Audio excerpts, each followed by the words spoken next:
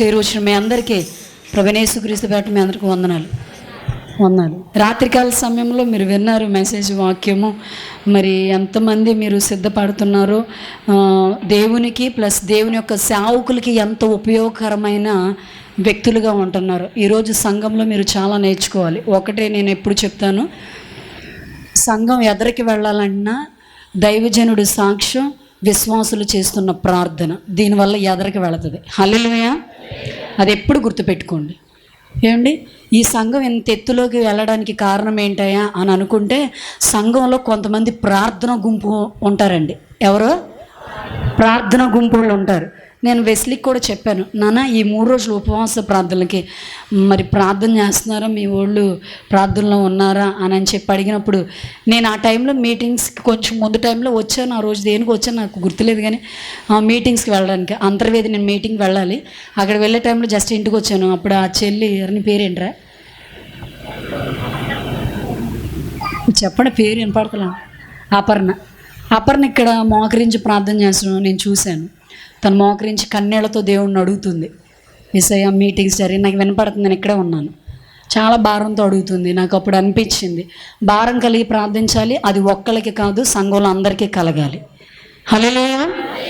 ఒకటి చెప్తున్నా, పరిచర్య చేయడం ప్రాముఖ్యం కాదు, పాటలు పాడడం ప్రాముఖ్యం కాదు, వాయిద్యాలు కొట్టడం ప్రాముఖ్యం కాదు, ఏమంటే మెసేజ్ చెప్పడం ప్రాముఖ్యం కాదు, కానీ దేవుని సన్నిధిలో ప్రార్థించుటే ప్రాముఖ్యం. హల్లెలూయా. ప్రార్థించాలి, ప్రార్థించే వ్యక్తులుగా ఉండాలి. నేను ఎప్పుడు ఇలా అంటూ ఉంటాను, ఒక పెట్రోల్ లేని బండి అసలు వెళ్ళలేదు, అది ఎంతో దూరం ప్రయాణించలేదు పెట్రోల్ లేకపోతే. సేమ్ నేను ఇలాగే చెప్తాను మా విశ్వాసులకి, ప్రార్థన లేని విశ్వాసి కూడా అంతే, ఎదరికి వెళ్ళలేరు. ఎంత ఇప్పుడు పెట్రోల్ లేని బండి కొంచెంసేపు తోస్తాం, కొంచెం దూరం వెళ్ళిద్ది, తర్వాత ఏమైద్ది, అయిపోద్ది, ఇంకెవరు ఇంకేం చేయలేరు కదా. ప్రార్థన కూడా అంతే. మేమేదో కొంతసేపు మిమ్మల్ని మేము తొయ్యగలం, కొంచెం మూవ్ చేయగలం మేము, కానీ మీ మటుకు సిద్ధపడి ప్రార్థన ఆత్మను కలిగి ఉండాలి. దేవుడు అటువంటి ఆత్మ మనందరికీ అనుగ్రహించునుగాక. హల్లెలూయా. మంచిది. ఈ సమయంలో పరిశుద్ధ గ్రంథంలో లేఖనాలు మనం ధ్యానం చేద్దాము. యెహోషువ 2వ అధ్యాయం. మీరు ఎప్పుడు విన్నా శ్రేయ నాన్నగారు, ఈరోజు శ్రేయలు ఎక్కువ మంది ఉంటారమ్మా, కొంచెం ఆ విధంగా మాట్లాడండి అని చెప్పారు. ఏదేమైనప్పటికీ ప్రభు ఇచ్చే మాటను బట్టి నేను మాట్లాడాలని మీలో ఇష్టపడుతున్నాను. పరిశుద్ధ గ్రంథంలో యెహోషువ 2వ అధ్యాయము, 2వ అధ్యాయం 11వ వచనం, 10 నుంచి చదవండి. మీరు ఐగుప్తు దేశంలో నుండి వచ్చినప్పుడు మీ ఎదుట యెహోవా ఎర్ర సముద్రమును నీరును ఎలాగూ ఆరిపోజేసునో, యొర్దాను తీరమునున్న అమోరీయుల 2 రాజులైన సీహోనుకు ఓగునకు మీరేమి చేసితురో, అనగా మీరు వారిని ఎలాగూ నిర్మూలన చేసితురో ఆ సంగతి మేము వింటిమి. మేము విన్నప్పుడు మా గుండెలు కరిగిపోయినాయి. మీ దేవుడైన యెహోవా పైన ఆకాశమందును కింద భూమి అందును దేవుడే. మీ దేవుడు ఎదుట ఎట్టి మనుషులకైనను ధైర్యమే మాత్రము ఉండదు. చాలండి. దేవునికి స్తోత్రం. హల్లెలూయా. చిన్న ప్రార్థన చేద్దాం, అలాగే కళ్ళు మూసుకుని ప్రార్థన. ప్రతి ఒక్కరు కళ్ళు మూసుకుంది. మా అత్యంత ప్రేమ నమ్మకం కలిగిన నా ప్రియ పరలోకపు తండ్రి, మీ ఘనమైన అతి శ్రేష్టమైన పాదములకు కృతజ్ఞతా స్తోత్రాలు, వందనాలు చెల్లిస్తున్నాను. ఈ సమయంలో రాత్రంతా నాయన ఆ సభను ఎన్ని ఆటంకాలు వచ్చినా, మరి కొంచెం కరెంటు విషయంలో ఇబ్బంది కలిగినప్పటికీ దేవ ఎవరికి ఏ ప్రాణహాని జరగకుండా దేవ మంచిగా మీరు ఆ మీటింగ్ని రాత్రంతా జరిపించినందుకు వందనాలు. తీసుకొచ్చిన జనాలు బట్టి నామని స్తుతిస్తున్నాను. ఏం వింటున్నారో ఆ మాటలు యందు నాయన వారి జీవితాల్లో నాయన ఆ విధంగా వెళ్ళడానికి, నడవడానికి ఆ కృపనిచ్చి నడిపించమని నాయన నేను మరొకసారి అడుగుతున్నాను. నేను ఎన్నిక చేయబడిన దాన్ని, కానీ మీరే ఎన్నుకున్నారు. వాక్యం నాది కాదు, వాక్యం మీది. ఇక్కడ కూర్చున్న ప్రజలు నా వారు కాదు, వాళ్ళు మీ వారు. దేవ పూర్తిగా నా స్వరాన్ని మరుగు చేసి దైవ స్వరమైన మీ స్వరాన్ని నీ బిడ్డలతోనూ మాతోనూ వినిపించి కృపచేత నింపి నడిపించి ప్రయోజనకరమైన వ్యక్తులుగా మలచమని యేసు నామమున అడిగి వేడుకుంటున్నాము తండ్రి. దేవునికి స్తోత్రం. నేను ఒక ప్రశ్న అడుగుదాం అనుకుంటున్నాను, అడగమంటారా వద్దంటారా? మా అమ్మ అడగమంటాను, మీరేం మాట్లాడరేంటి? నేను అడగమంటారా? మాట్లాడరేంటి? అసలు మాటలు రావు అసలు. ఏమండి మాట్లాడతావా? వాక్యం చదువుతావా గట్టి గట్టిగా? మాట్లాడాలి. సేవకులు మాట్లాడేటప్పుడు తప్పనిసరిగా కొన్నిసార్లు మీ అయ్యగారు మాట్లాడొద్దు అంటారు, కానీ కొంతమంది సేవకులు మాట్లాడుతూ ఉన్నప్పుడు కొంచెం మేము మాట్లాడమైన దేవుడి విషయాలే కదండి, లోక సంబంధమైన విషయాలు మాట్లాడమంటలే మేము. సరే వినండి. మరి ఈ సమయంలో మందిరానికి వస్తున్నారు, ఇంకా మాకు బాప్తీసం లేదు అన్నవాళ్ళు మీ కుడి హస్తాన్ని ఎత్తి చూపించండి. మాకు బాప్తీసం, చిన్నపిల్ల అయినా సరే 10 సంవత్సరాల నుంచి 10th క్లాస్ నుంచి 10th క్లాస్ వరకు ఇంకా బాప్తీసాలు లేని వాళ్ళు చేతులు ఏంటి అంత సిగ్గుపడిపోతారు ఎందుకు? మీరు బాప్తీసం తీసుకున్నారా? లేదు. మరి చేతులు ఎత్తరే. మీకు ఫంక్షన్ వస్తుందా లేకపోతే అమ్మోళ్ళు వస్తున్నాయా అని అడిగితే ఎత్తుతారు కదా. ఏమండి ఎత్తండి, చేయిబాకి ఎత్తండి రక్షణ లేని వాళ్ళు. మీరు బాప్తీసం తీసుకున్నారా? మరి తీసుకున్నారా? దేవుని స్తోత్రం. మంచిది, దించండి. అమ్మ తల్లిగారి కోసం నాన్నగారు కూడా చెప్తున్నారు, కొత్తగా ఈ మధ్య వస్తున్నారని, చాలా భయంకరమైన విగ్రహారాధన కుటుంబం నుంచి వాళ్ళు వస్తున్నారని. నిశ్చయంగా దేవుడు ఈ మీటింగ్ సభల వల్ల మీతో మాట్లాడి ప్రభు ఇచ్చు రక్షణ మీ అందరికీ కలుగును గాక. ఆమేన్. ఆ విధంగా మీరు సిద్ధపడాలి. మీటింగ్స్ పెట్టడంలో ఎంత ఖర్చు అయిపోయిందా, ఎంత బాగా జరిగినది ప్రాముఖ్యం కాదు, కానీ కనీసం పెట్టిన ఆ మీటింగ్స్ వల్ల కనీసం ప్రభు వైపు కొంతమంది ఆత్మలన్నా ప్రభు వైపు రక్షించబడాలి. ఆమేన్. ఇదే ప్రభువుకి ఇష్టమైంది. ఇంకోటి చెప్తున్నాను, బాప్తిజం అనేది భర్తకే, ఏమండి ఇంట్లో వాళ్ళకి, బంధువులకి, స్నేహితులకి, వయసును మించి ఇవన్నీ చూసుకుంటే దానికి తగిందైతే కాదు బాప్తిజం. ఇందాక కావ్య పాస్టమ్మ గారు చెప్పారు కదా, మా వెర్షన్ అయితే ఇలాగే ఉంటుంది. పెళ్ళిళ్ళకి బాప్తీసాలు, నా కొడుకు కాలు ఇరిగిపోయిందండి, ఆయన బాగుపడిపోతే బాప్తీసం, ఇలాంటి బాప్తీసాలు అసలు నేను ఇవ్వను, అలాంటి అసలు ఎట్టి పరిస్థితులు ఉంచో పెట్టను కూడా. నా వివాహం అప్పటికి అవ్విన తర్వాతే తనకు కూడా నేను చెప్పాను, అమ్మ బాప్తీసం నువ్వు తీసుకోపోయినా పర్లా, కానీ దేవుని పెళ్ళే చేస్తాం మేము, నీ ఇష్టం, నువ్వు ఎప్పుడు మారు మనసు పొందుతావో, ఎప్పుడు ప్రభువుని తెలుసుకుంటావు అన్నప్పుడు చెప్తుంది కదా. పెళ్ళైన సంవత్సరంలోపే దేవుడు తనతో మాట్లాడడం, రక్షణ పొందడం. దేనికైనా మీరు ఆలస్యం చేయండి, కానీ మరలా చెప్తున్నాను సేవకురాలుగా, ఆలస్యం చేస్తే ప్రభు త్వరగా వస్తాడు, మనం ఏమైపోతామో కూడా మనకు తెలియదు. చిన్నదే, ఈ బాప్తిజం విషయంలో చిన్న విషయం చెప్పి నా సబ్జెక్టులోకి వెళ్ళిపోతాను. ఓ రోజు యవనస్తురాల్ని ఎప్పుడు మందిరానికి వస్తుంది, ఒక హ్యాండ్ బ్యాగ్ తగిలించుకునేది, అందులో బైబిల్ ఉండేది, వచ్చేది చివర్లో వచ్చి కూర్చునేది అనమాట. కూర్చొని వాక్యం అంతా బాగా వింటూ ఉండేది. తర్వాత ఆ అమ్మాయి బయట తిరుగుతున్న విధానం దైవజనుడు చూస్తూ ఉండేవారు. మీరు గుర్తుపెట్టుకోండి, మీ సేవకులు మిమ్మల్ని గమనిస్తారన్న సంగతి. ఏమండి పాస్టర్ గారు ఆ అమ్మాయిని వెంబడిస్తున్నారు, గమనిస్తున్నారు. ఓ రోజు ఆ అమ్మాయి చర్చి నుంచి బారుకు వెళ్ళడం మొదలుపెట్టింది. బారుకు వెళ్తుంది. బారు అంటే తెలుసు కదండి, మందుతాడు. బ్యాందీ షాప్, మన భాషలో బ్యాందీ షాప్కి వెళ్తున్నారు.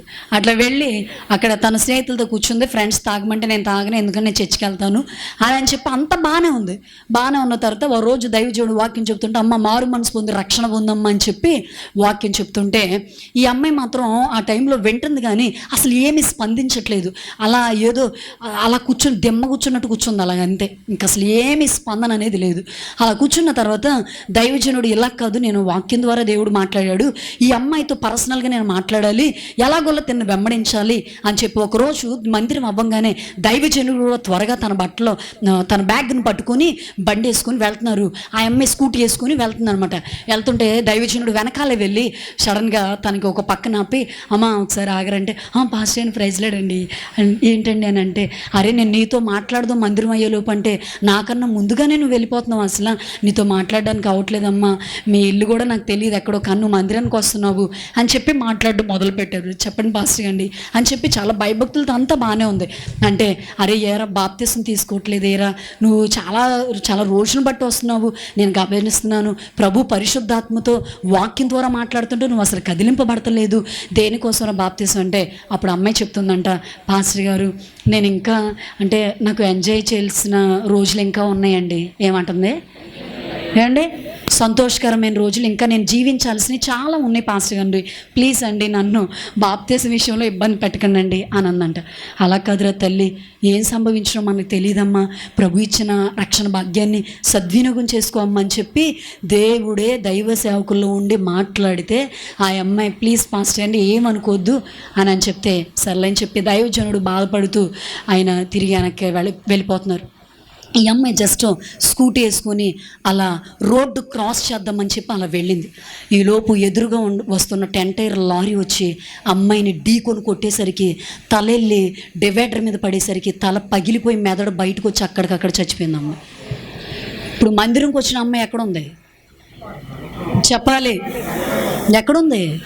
నిత్య నరకాగ్నిలో ఆత్మ కాలుతుంది. తస్మాత్ జాగ్రత్త. ప్రభు ఇచ్చే దినాలు ఆలస్యం చేసుకోకండి, అస్సలు ఆలస్యం చేసుకోవద్దు. మా సంఘంలో దేవుని కృప వచ్చిన వాళ్ళందరికీ దేవుని కృపను బట్టి అందరికీ బాప్తీసాలు ఉంటాయి. చాలామందికి మారు మనసులు కూడా ఉన్నాయండి. ఎందుకు ఆ విషయం చెప్తాను? గొప్ప కోసం చెప్పట్లేదు. దైవజనులు ఎంత భారంతో ఎంత ప్రయాసంతో ఏమండి, ఒకవేళ డబ్బులే ఉండుంటే ఆ డబ్బులతో ఉండుంటే చాలా పెద్ద మందిరాలు కట్టవచ్చు. లేకపోతే వాళ్ళు సేవకులకు వచ్చినప్పుడు కొంచెం రూమ్ సరిగ్గా ఇబ్బందిగా ఉంటుంది, అప్పుడు మందిరం కట్టించుకోవచ్చు, ఏదైనా చేయొచ్చు. ఎందుకు? ఎవరి కోసం ఈ మీటింగ్స్? వాళ్ళ పిల్లల కోసమా? లేకపోతే వాళ్ళ మనవరాల కోసమో, లేకపోతే వాళ్ళ కొడుకు కోసమో పెట్టేది? మన కోసమే కదా. మరొకసారి ప్రభు సేవకురాలుగా చెప్తున్నాను, దేనికైనా ఆలస్యం చేయండి, కానీ ప్రభు ఇచ్చే రక్షణకు మాత్రం దయచేసి ఆలస్యం చేయొద్దు. 2 చేతులు జోడించి మరొకసారి నేను మిమ్మల్ని అందరిని బ్రతిమలాడుకుంటున్నాను. ఇదే అనుకూల సమయము, ప్రభు ఇచ్చు రక్షణ దినము. హల్లెలూయా. మంచిది. పరిశుద్ధ గ్రంథంలో మీరు చదవబడిన లేఖన భాగం. ఈవిడ ఎవరండి ఇక్కడ? ఈ బాగా తెలుసు మనకి, ముందే చెప్తా. ఎవరండి ఈవిడే? చెప్పాలి. ఎవరివిడే?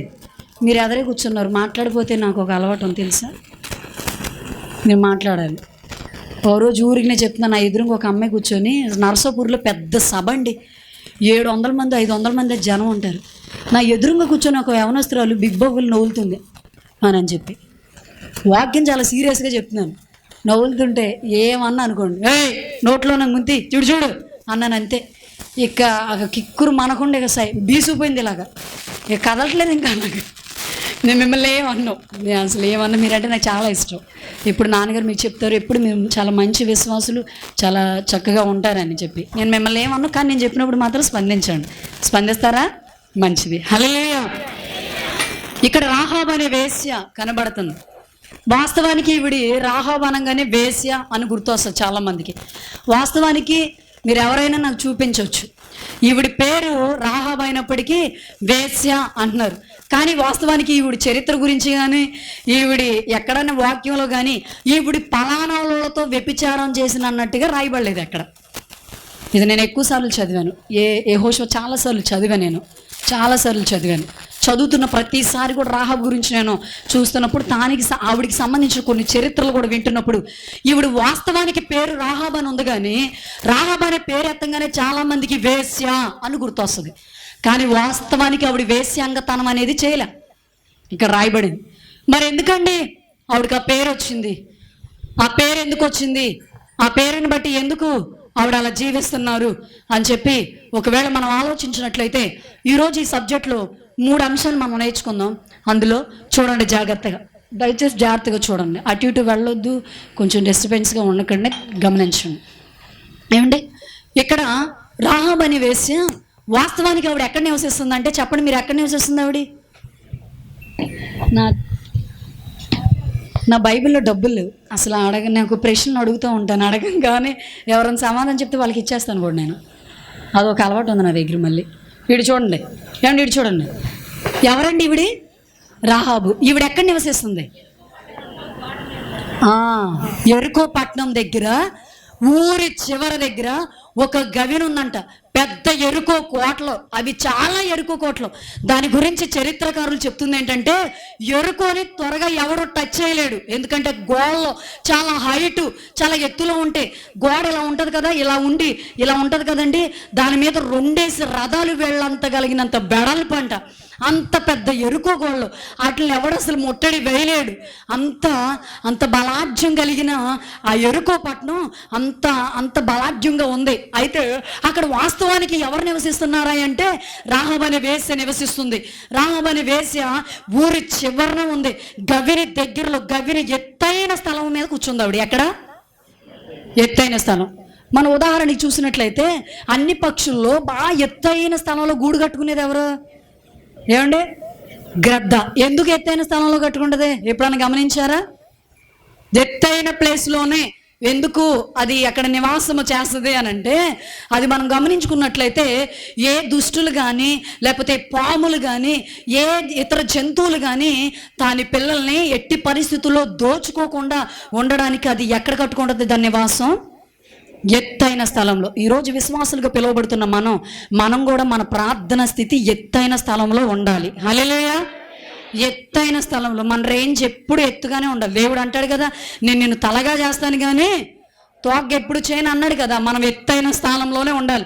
ఎత్తైన స్థానంలో ఉండాలంటే ఒక 4-5 బిల్డింగ్లు వేసుకుని అక్కడ ఉండమని చెప్పడం కాదు. ఏమండి, ఎత్తైన స్థలంలో ఉండమన్నారు కదండి, ఒక 5-6 బిల్డింగ్ వేసుకుని అక్కడ ఉంటామండి అనేది కాదండి. ఈరోజు జాగ్రత్తగా వినండి. ఎత్తైన స్థలంలో ఉండడం అంటే ప్రార్థన ప్రాకారాలు. ఏమండి, ప్రార్థన మీద, ప్రార్థన పునాది మీద ఎత్తైన స్థలాల్లో మనం నిలబడి ఉండాలి. హల్లెలూయా. రాత్రికాల సమయంలో నా సాక్ష్యం విన్నారు. అయితే మా సంఘంలో లిటరల్గా నేను నిలబడిపోవడానికి ఇట్లాగా ఖచ్చితంగా దేవుడి కోసం ఇలా ఉండడానికి అసలు నన్ను కదిలించబడింది ఒకటి దేవుని కృప, అయితే 2 సునీల్ గారు, 3 అక్కడ దేవుని పరిచర్య చేస్తున్న ఒక మంచి విశ్వాసి. ఈరోజు నేను ఆ విశ్వాసి గురించి కూడా మీతో చెప్తాను. యాస్టీజ్గా ఈవిడ కలిగి ఉన్న లక్షణాలే, రాహాబు కలిగి ఉన్న లక్షణాలే ఆవిడలో కూడా దేవుడు అలా ఇమిడి ఉంచాడండి. చూడండి జాగ్రత్తగా. ఈవిడి ఒకరోజు ఎరుకో పట్టణం దగ్గరికి వేగు చూడడానికి వచ్చారు. వారు ఎక్కడి నుంచి వచ్చారు? ఇజ్రాయెల్ నుంచి. ఏమండి, కొన్ని ఇజ్రాయేల్ ప్రాంత ప్రజలు, ఎందుకంటే వాళ్ళు వెళ్ళిన ప్రాంతాలన్నీ స్వాధీనపరుచుకుంటూ వెళ్ళిపోతున్నారు. ఎందుకంటే దేవుడు మీరు ఎక్కడ అడుగు పెడతారో అది మీరు స్వాధీనం చేసుకుంటారు. మీరు ఎక్కడ అడుగు పెడుతున్నారో అది ఆశీర్వదింపబడిద్ది, మీకు అన్ని మీ చేతుల్లోకి వెళ్ళిపోతాయి అని చెప్పారు. ఇది నిజంగా ఖచ్చితంగా నమ్మితే దేవుడు మన పట్ల చేస్తారు. దానికి ఉదాహరణ ఎవరో చెప్పమంటారా? యోసేపు ఎక్కడ అడుగు పెడితే అక్కడ దాన్ని స్వాధీనపరిచేసుకున్నాడు. హల్లెలూయా. ఎక్కడ కానాను, ఎక్కడ ఐగుప్తు. ఏమండి, ఒక బానిస ఐగుప్తులోకి వెళ్ళి ప్రధానమంత్రి అయిపోయాడు. తన పరిశుద్ధమైన పాదాలు అక్కడ తాకగానే ఆ ప్రాంతం అన్యులు సైతం కూడా ప్రాంతాన్ని దేవుడు ప్రభావితం చేసి యోసేపుని ఎత్తైన స్థలంలో కూర్చోబెట్టాడు. హల్లెలూయా. ఆ విషయాన్ని జ్ఞాపకం చేసుకుంటూ ఇక్కడ చూడండి, రాహాబు వేగు చూడడానికి 2 వచ్చారు. ఎవరు పంపించారంటే యెహోషువ పంపించాడు. ఏమండి, మోషే చనిపోయిన తర్వాత దేవుడు యెహోషువని ఎన్నుకున్నాడు. ఒక సహోదరి గారు చెప్పిన వాక్యం నాకు చాలా ఇష్టం. చూడండి, వాగ్దానాలు ఎప్పటికీ చచ్చిపోవు. తెలుసా మీకు? దేవుడిచ్చిన వాగ్దానాలు మన జీవితంలో ఎప్పటికీ ఆగిపోవు, చచ్చిపోవు అనమాట. అవి ఎప్పుడు నిరంతరం నిలిస్తే తప్పకుండా వాగ్దానాలు జరుగుతాయి మీరు విశ్వసిస్తున్నట్లయితే. హల్లెలూయా. మీరు నమ్మాలి. కాకపోతే మీరు నమ్మాలి, వాగ్దానాలు దేవుడు ఇచ్చినప్పుడు మీరు నమ్మాలి అవి తీసుకోవడానికి కూడా. చూడండి, అలాంటి పరిస్థితుల్లో ఈవిడ వేగి చూడడానికి, వీళ్ళు వేగి చూడడానికి వచ్చారు. వేగి చూడడానికి వచ్చిన తర్వాత వాళ్ళు నేరుగా వెళ్తాం ఎందుకంటే ఊరంతా ఓ దగ్గర ఉంది, ఒక ఇల్లు మాత్రమే ఊరి చివరి ఉంది. వేగి చూడడానికి వచ్చిన వాళ్ళు ఊర్లోకి వెళ్ళిపోతారా లేకపోతే ఊరి చివరి దగ్గరికి వెళ్తారా? ముందు ఊరి చివరి దగ్గరికి వెళ్ళాలి కదండి. ఊరి చివరి దగ్గరికి వెళ్ళారు. వెళ్ళిన తర్వాత అక్కడ వేశ్యగా రాహాబు కనిపిస్తుంది. వాస్తవానికి వేశ్య అని ఎందుకు ఈవిడిని అన్నారంటే ఆవిడ యొక్క వస్త్రధారణ అలాగుంది. ఎలా ఉంది చెప్పండి? వేశ్యలాగా కనిపిస్తుంది. వాస్తవానికి యూదులు కానీ ఇశ్రాయేలు ప్రజలు కానీ వాళ్ళ వస్త్రధారణ ఎలా ఉంటుందంటే చాలా చాలా బాగా రెడీ అవుతారండి వాళ్ళు. వాస్తవానికి అసలు ఇశ్రాయేల్ స్త్రీల కంటే చాలా కోపాలు ఎక్కువ అంట. నేను సావుకుల దగ్గర అది విన్నాను. తర్వాత వాళ్ళు ఎక్కువగా ఇదిగోండి ఇలాగ మేలే ముసుగుతూ ఉంటారు వాళ్ళు ఎక్కువగా. అసలు వాళ్ళకి చాలా గర్వం ఎక్కువ, ఎందుకంటే దేవుడు అక్కడ పుట్టాడని. ఆ గర్వాలతో ఉంటారంట, అహంతాలతో ఉంటారంట. చూడండి, ఈవిడి వేశ్య చూడంగానే, వేశ్య అనగానే ఇప్పుడు మీకు ఇలా అర్థం కావట్లేదు. ఇప్పుడు ఒక ఆవిడ చర్చకొచ్చింది. ఒక ఆవిడ వచ్చి జుట్టు పిలక మాత్రం ఎంతే ఉంది, కానీ పైనుంచి కింద పెద్ద సవరం వేసింది. ఏమండి, పూలు ఏకంగా 2 మూరలు ఎట్టాల్సింది 10 మూరలు ఎట్టింది పువ్వులు. మొత్తం ఇవేంటి లిప్స్టిక్ వేసింది, ఐబ్రోస్ మంచిగా దిద్దింది, ఫుల్ మేకప్తో వచ్చింది. నడక తీరు, చీర కట్టు విధానం అంత డిఫరెంట్గా ఉంది. చూడంగానే మనకి ఏమనిపిస్తుంది అసలు? ఏమండి, ఏముందండి బాగా మేకప్ అయింది అంతే, ఏ పెళ్ళికి వెళ్తుందో అనుకుంటా. ఏమండి, కొంచెం మాట తీరు, నడిచే విధానం అన్నీ డిఫరెంట్గా ఉన్నాయి. అప్పుడు మీకు ఎలా అనిపిస్తుంది? ఈవిడ తేడా, అవునా? ఈవిడ తేడాయే. తేడా అర్థం కావట్లేదు మనకి. కంటి చూపు నిజంగా అండి, స్త్రీలు వేసుకునే వస్త్రధారణ, రెడీ అయ్యే విధానం, మాట తీరులో చెప్పవచ్చు నువ్వేంటో అనేది. తెలుసా? గుర్తుపెట్టుకో, నువ్వేంటనేది మాట తీరులో చెప్పొచ్చు. అంటే నేను ఇలా అన్నానని కాదు, అమ్మని నేను చూసినప్పుడు చాలా, అంటే అసలు నా కోరిక కూడా అదే. నేను ఎప్పుడైనా సరే మంచిగా ఇక్కడ కుట్టించేసుకోవాలి, ముడెట్టేసుకోవాలి, ఫుల్గా ఇక్కడ దాకా బ్లౌజ్ కూడా ఇక్కడ దాకా కుట్టించేసుకొని నా వస్త్రదానాన్ని అనేక మందికి అసభ్యకరంగా ఉండకూడదు అని చెప్పి నేను ఎప్పుడు అనుకునేదాన్ని. నేను వెస్లిని చూడడానికి వచ్చినప్పుడు ఇక్కడే ఈ మందిరంలోనే చూసాం. అమ్మ రావడంతోనే నిలబడినప్పుడు నాకు చాలా బాగా నచ్చింది. అమ్మ ఒక వస్త్రధారణం నాకు చాలా ఇష్టం. చాలామంది అనుకోవచ్చు పైకి వస్త్రం అలా ఉన్నా సరే హృదయాలు ఎలా ఉంటాయో అని అనుకోవచ్చు. హృదయాన్ని టాలీ చేసేది వాళ్ళ హృదయంలో ఏముందో నీకు తెలియదు. ఎవరో తెలుసు? హృదయాంతరంగాలు ఎరిగిన దేవుడికి తెలుసు కదా. అలా చూసినప్పుడు నాకు చాలా ఇష్టం. అట్లా నేను నాకు అలవడం ఫ్యూచర్లో నేను దేవుని కూడా అదే అడుగుతున్నాను. దేవుని ఇప్పుడు మీరు అనుకోవచ్చు కూడా, భలే చీరలు కడతారు కదండి మీరు, మంచి మంచి రకాలు కట్టుకుంటారు కండి అని అనొచ్చు. నేను మీతో చెప్తున్నాను, సునీల్ గారు ప్రభు దగ్గరికి వెళ్ళిన కాడి నుంచి నేను కడుతున్న ప్రతిసారి నాకు ఒకరు పెట్టింది. ఇది అన్నీ కూడా ప్రతిసారి నాకు ఒకరు పెట్టింది. ఇంచుమించు నేను వెళ్ళిన మీటింగ్స్లో మా అమ్మ రాత్రి లెక్కేస్తున్నారు, ఒక 60-70 చీరలు వచ్చి ఉంటాయి కదమ్మా నీకు అన్నారు. అందులో చాలా చీరలు వచ్చింది, చాలామందికి ఇచ్చేసాను. ఎందుకు ఇది సందర్భం కాదు, అయినా మీకు ఎందుకు చెప్తున్నానంటే నువ్వు రెడీ అయ్యే విధానం వస్త్రదానంలో చెప్పేయచ్చు నువ్వేంటో అనేది. చిన్నప్పుడు మా సండే స్కూల్ నడిపించిన బుజ్జమ్మ అమ్మ అని చెప్పి మాకు గోరింటాకు పెట్టుకుంటేనే ఊరుకునేది కాదు, తెలుసండి. ఏంటా జుట్టు, ఏంటి ఆ వస్త్రధారణ, ఏంటి నువ్వు ఎలా ఉన్నావు అని చెప్పి అమ్మ అసలు మాట్లాడుతూ ఉండేది.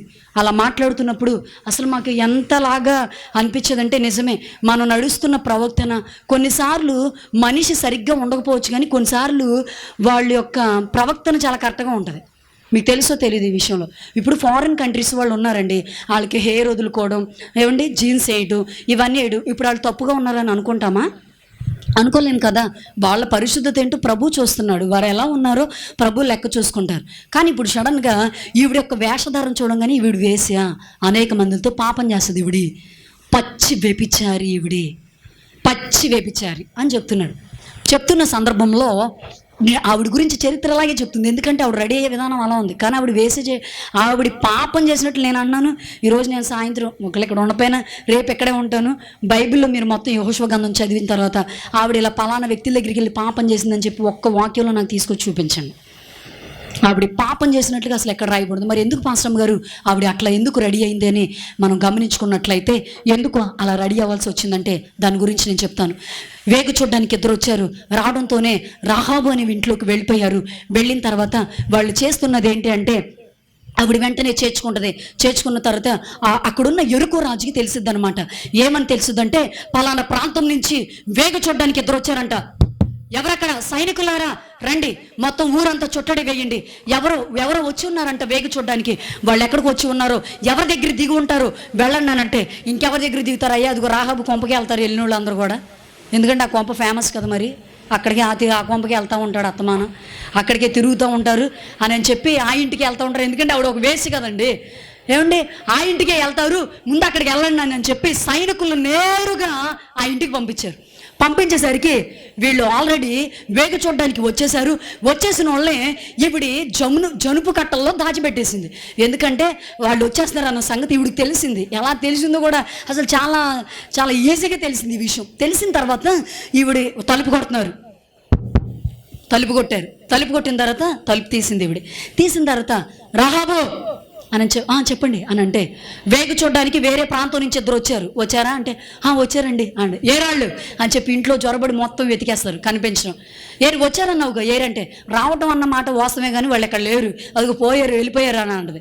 వెళ్ళిపోయారు అనగానే ఎంత దూరం వెళ్ళి ఉంటారు, ఎక్కడి వరకు వెళ్ళి ఉంటారంటే, మీరు నేరుగా పరిగెత్తుకుంటూ వెళ్తే లేదా నడుచుకుంటూ వెళ్తే మీకు దొరికేస్తారు వాళ్ళు, వెళ్ళండి అని అంటది. చెప్పేసి ఆవిడ సైలెంట్ అయిపోయిన తర్వాత జనుపు గట్ల నుంచి వాళ్ళని బయటికి తీసి మాట్లాడిద్ది. వెంటనే వాళ్ళు ఇజ్రాయేలు ప్రజలని ఎలా గుర్తుపట్టింది తెలుసా? మీరు ఇజ్రాయేల్ ప్రాంతం నుంచి వచ్చారా అంటే, అవును. ఎలా మీకు తెలుసు అంటే, నేను మీ ఇశ్రాయేలు దేవుడి గురించి విన్నప్పుడు నా గుండెల్లో బద్దలైపోయినాయి అని చెప్పింది. హల్లెలూయా! ఏం చెప్పింది? మీ దేవుడి గురించి విన్నప్పుడు గుండెల బద్దలైపోయినాయి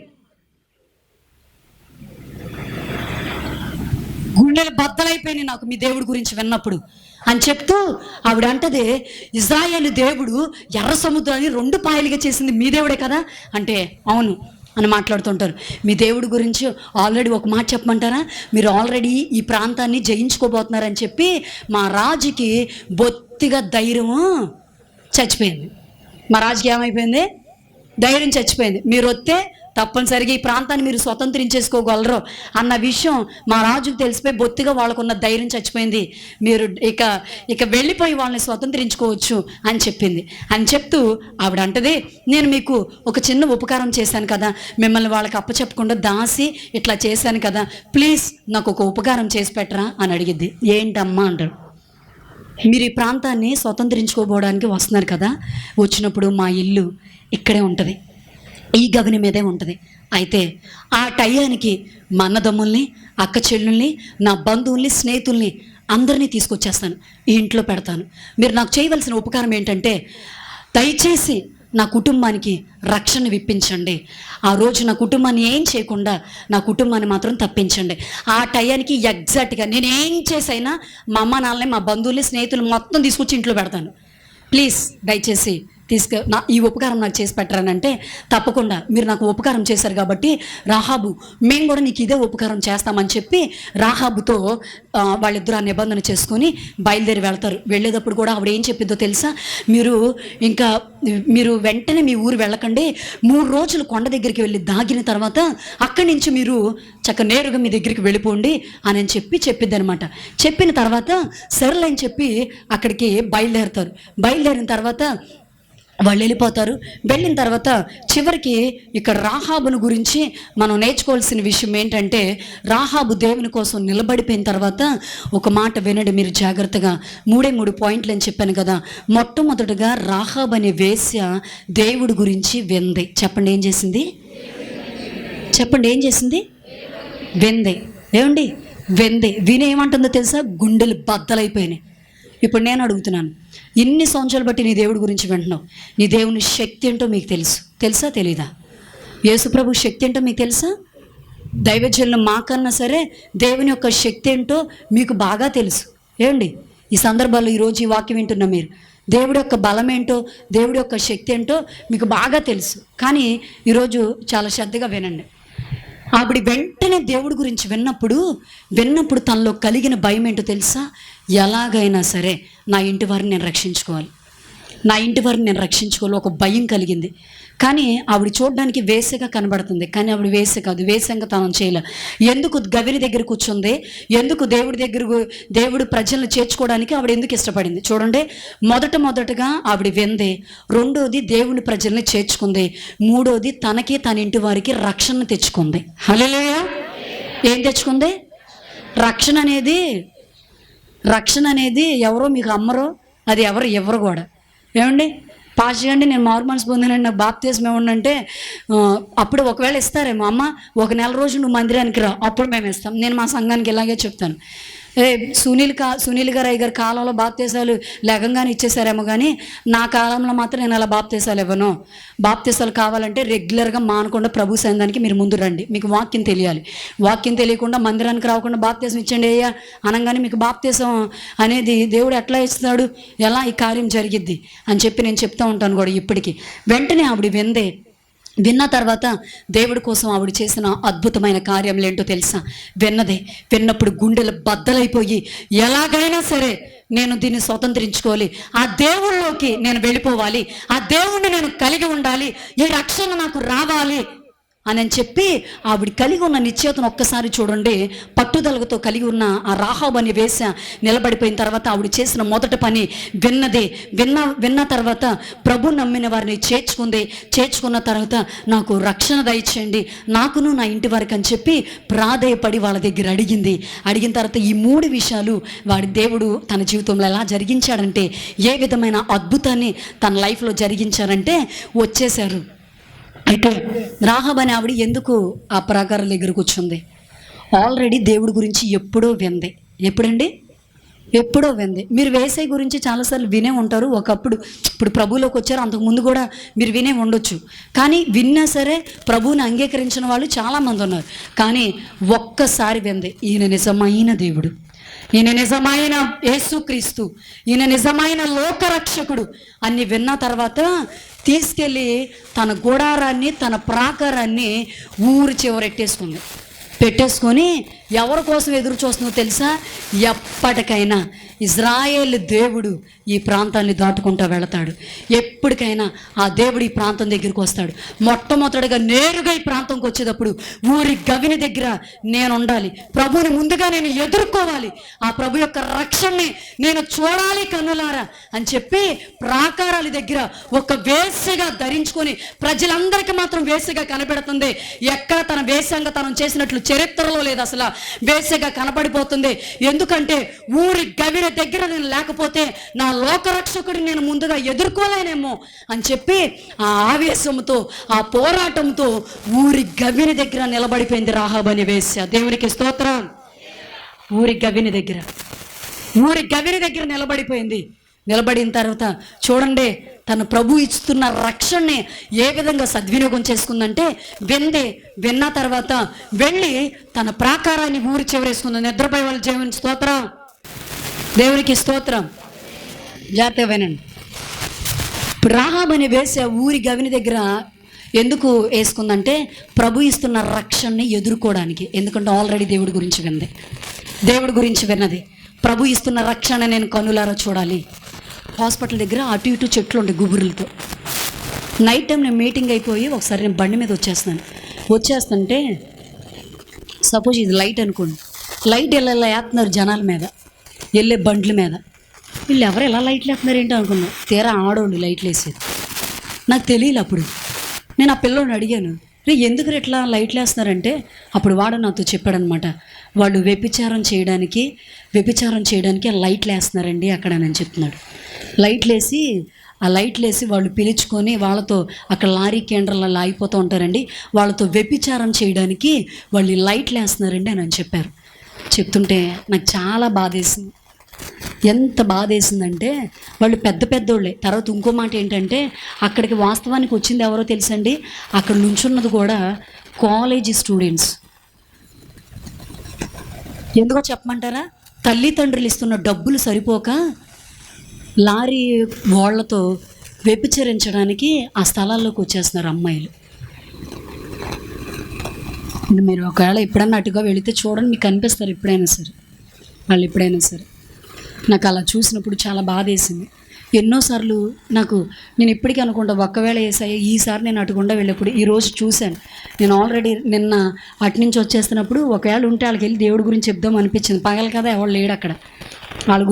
వాళ్ళకి దేవుని సువార్త చెప్పాలనే నాకు ఎప్పటి నుంచో నాకు ఆ కసి అనేది ఉంది. సువార్త చెప్పేది ఎవరికైనా మామూలుగా ఉన్న వాళ్ళకి, అనారోగ్యంతో ఉన్న వాళ్ళకి ఎవరికైనా చెప్తాడు.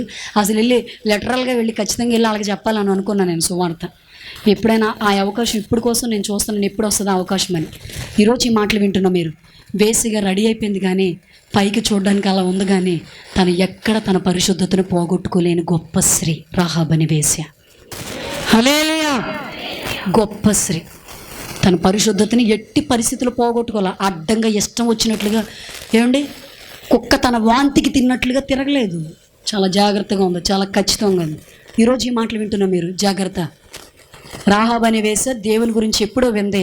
తీసుకెళ్ళి గుడారం వెళ్ళి వెంటనే ఎరుకో చివర అక్కడ ప్రాకారాల మీద వేసుకొని కూర్చుంది. ఎవరి కోసం ఎదురు చూస్తుంది? నా ప్రభు ఈ ప్రాంతానికి రాక మానడా, నేను నా ప్రభుని నేరుగా ఈ ప్రాంత ప్రజల కన్నా నేరుగా ముందుగా నా దేవుని నేనే ఎదుర్కొంటాను అని అక్కడ కూర్చొని ఉంది.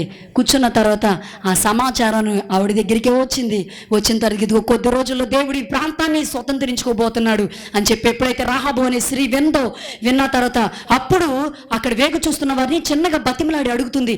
ఏమని అడుగుతుందా అని అంటే, తను ఏమని మాట్లాడుతుందంటే, అయ్యలారా ఇదిగోండి, నేను మీకు ఉపకారం చేశాను, ప్లీజ్ దయచేసి మా ఇంటికి రక్షణ దయచేయండి, మా ఇంటిని కాపాడండి, ప్రభు ఇస్తున్న రక్షణ భాగ్యాన్ని మాకు దయచేయండి అని చెప్పి అడుగుతున్నప్పుడు వాళ్ళు చెప్పారు, నిశ్చయంగా మీ ఇంటికి ఇదిగో ఈ ఎర్ర దారమ్మని మీరు ఎట్లాగే కట్టి ఉంచండి, తక్షణమే మీ ఇల్లు ఆ రోజు దేవుడు రక్షిస్తాడు అని చెప్పింది. దేవుడికి స్తోత్రం.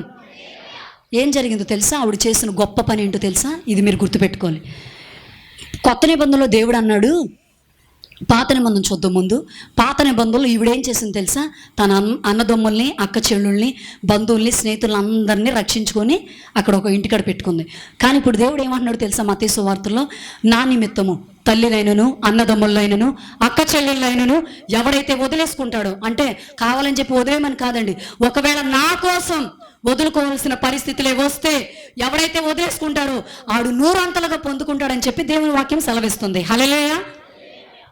ఏమండి, నా నిమిత్తం ఎవరైతే వదిలేసుకోవడానికి సిద్ధపడతారో, నా నిమిత్తం ఇలా ఎవరైతే ఉంటారో అని చెప్పి ఆ విధంగా ఇష్టపడుతుంటే, ఈ పాత నిబంధనలో ఈ స్త్రీ చేసిన పని ఏంటో తెలుసా? ఎప్పుడైతే విన్న తర్వాత నా రాజుని నేను ఎదుర్కోవాలని ఆలోచించిందో, నేనే కాదు నాతో పాటు మా అమ్మ నాన్న కూడా రక్షించబడాలి, ప్రభువులోకి రావాలి, నిలబడాలి, మాకు దేవుడిచ్చే రక్షణ మేము కలిగి ఉండాలి అని చెప్పి ఆలోచన కలిగిన ఈ రాహాబు అనే ఆవిడ వాళ్ళ దగ్గర రిక్వెస్ట్ చేసి అడిగితే వాళ్ళు అన్నారు, ఆ టైం కల్లా నీ బంధువుల్ని, నీ అన్నదమ్ముల అక్క చెల్లెల్ని ఆ టైం కల్లా ఇంట్లోకి తీసుకొచ్చానంటే ఇప్పుడు మీరు నాకు చెప్పాలి. వేసగా బతుకుతున్న ఆవిడ వెళ్ళి వాళ్ళ అమ్మా నాన్నకి చెప్పి, నాన్న ఈ ఇంట్లోకి రండి అని అంటే, ఛే పరువు తక్కువందానా, వేసగా ఊరి చివర గమిరి దగ్గర కూర్చొని మా పరువు తీసి పడేస్తున్నావు, మమ్మల్ని రమ్మంటావేంటి నీ ఇంట్లోకి అని మాట్లాడాలి. అవునా? Yes or no? మాట్లాడాలి. తల్లిదండ్రులు ఆ విధంగా మాట్లాడాలి. కానీ మీరు చూడండి, ఇంటికి వెళ్తారు, చదవండి, ఒక్క మాట కూడా తల్లిదండ్రులు మాట్లాడకుండా రాహాబుని వేసి ఒక్క మాట మాట్లాడిద్ది. అన్నలారా, నానా, అమ్మ, ప్లీజ్, దేవుడిచ్చు రక్షణ కోసమే ఈ ఊరి చివరి గమిని దగ్గర వేశ్యాంగం బట్టలు ధరించుకొని ప్రభు రాక కోసం ఎదురు చూస్తున్నాను, నేను ఏ తప్పు చేయలేదు, ప్లీజ్ రండి రక్షణ అనే ఇంట్లోకి అని చెప్పి ఆవిడ నిలబడిపోయి వాళ్ళందరినీ ఆహ్వానించిన తర్వాత ఆవిడ నిజంగా వేసి అయితే, నిజంగా ఇప్పుడు మీరు చెప్తున్నాను, మీ ఇంట్లో తిరుగుతున్న వాళ్ళు మంచోళ్ళు కాకపోతే వాళ్ళు వచ్చి 2 దేవుడు మాటలు చెప్తే మీరు వింటారా? చెప్పండి, వింటారా? మీరు వినరు కదా. మంచోడు వచ్చి చెప్తేనే మీరు వింటారు. వేసి వచ్చి, దొంగోడు వచ్చి, దోచుకునేవాడు వచ్చి చెప్తే మీరు ఎక్కడ వింటారు? మీరు వినరు కదా. వినరు, ఇంపాసిబుల్, ఎప్పటికీ వినలేరు కూడా. చేస్తున్నవాడు, ఇప్పుడు వాక్యం చెప్తున్నవాడు దాన్ని పాటించినట్లయితేనే అప్పుడు సంఘంలో ప్రయోజనకరంగా ఉంటుంది. పశ్చాత్తాపం కలిగిద్ది, దుఃఖం కలిగిద్ది వాక్యం చెప్తుంటే. ఏమండి, ఈరోజు మాటలు వింటున్నా మీరు? అలా ఆ విధంగా తన ఇంటి వారిని అందరినీ చేర్చుకున్న తర్వాత అప్పుడు ఇశ్రాయేలు ప్రజలు వచ్చారు. యెరికో గోడలు మొత్తం పగలగొట్టేసి యెరికో మొత్తం స్వతంత్రించేసుకున్నారు. ఈ ఊరు మాత్రం ఈవిడి ఇల్లు మాత్రం, ఈవిడి తల్లిదండ్రులు మాత్రం చంపకుండా ప్రాణరక్షణతో, అదేనండి దేవుడిచ్చే రక్షణ. దేవుడిచ్చిన రక్షణ అదే. ఎర్రదారం దేవుడికి గుర్తుగా ఉందంటే రక్షణకి గుర్తుగా ఉంది. దేవుడు ఆ విధంగా ఆవిడికి రక్షణ ఇచ్చిన తర్వాత దేవుడు ఆవిడని ఊరికినే వదిలిపెట్టల. గుర్తుపెట్టుకోండి, దేవుడు నువ్వు రక్షింపబడి మీ అన్నదమ్ముల్ని, అక్క చెల్లెల్ని, రాహాబు నువ్వు రక్షించుకున్నావు కదా, నీకు నేనేం ఉపకారం చేస్తానో తెలుసా? నిన్ను నేను ఇలా ఉంచానమ్మా, నిన్ను నేను ఇలా ఒంటరిగా వదిలిపెట్టాను, నీకు ఒక గొప్ప లైఫ్ నేను ఇవ్వబోతున్నాను. మత్తయి సువార్త 1వ అధ్యాయం తీయండి.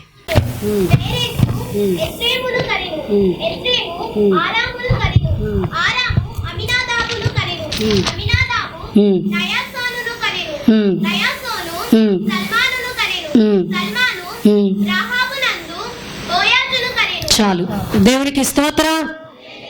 మీకు తెలుసా రాహాబు అనే వేశ్యగా పిలువబడుతున్న ఆవిడికి పెళ్ళయిందన్న సంగతే తెలుసా? మీకు తెలీదా? తెలుసా? విన్నారు ఎప్పుడన్నా? రాహాబుని దేవుడు అలా వదిలేసేలా. వేశ్యగా ఆవిడ లేదు, ఆల్రెడీ ఆవిడికి పెళ్ళయింది. వాళ్ళ భర్త పేరు సల్మాను.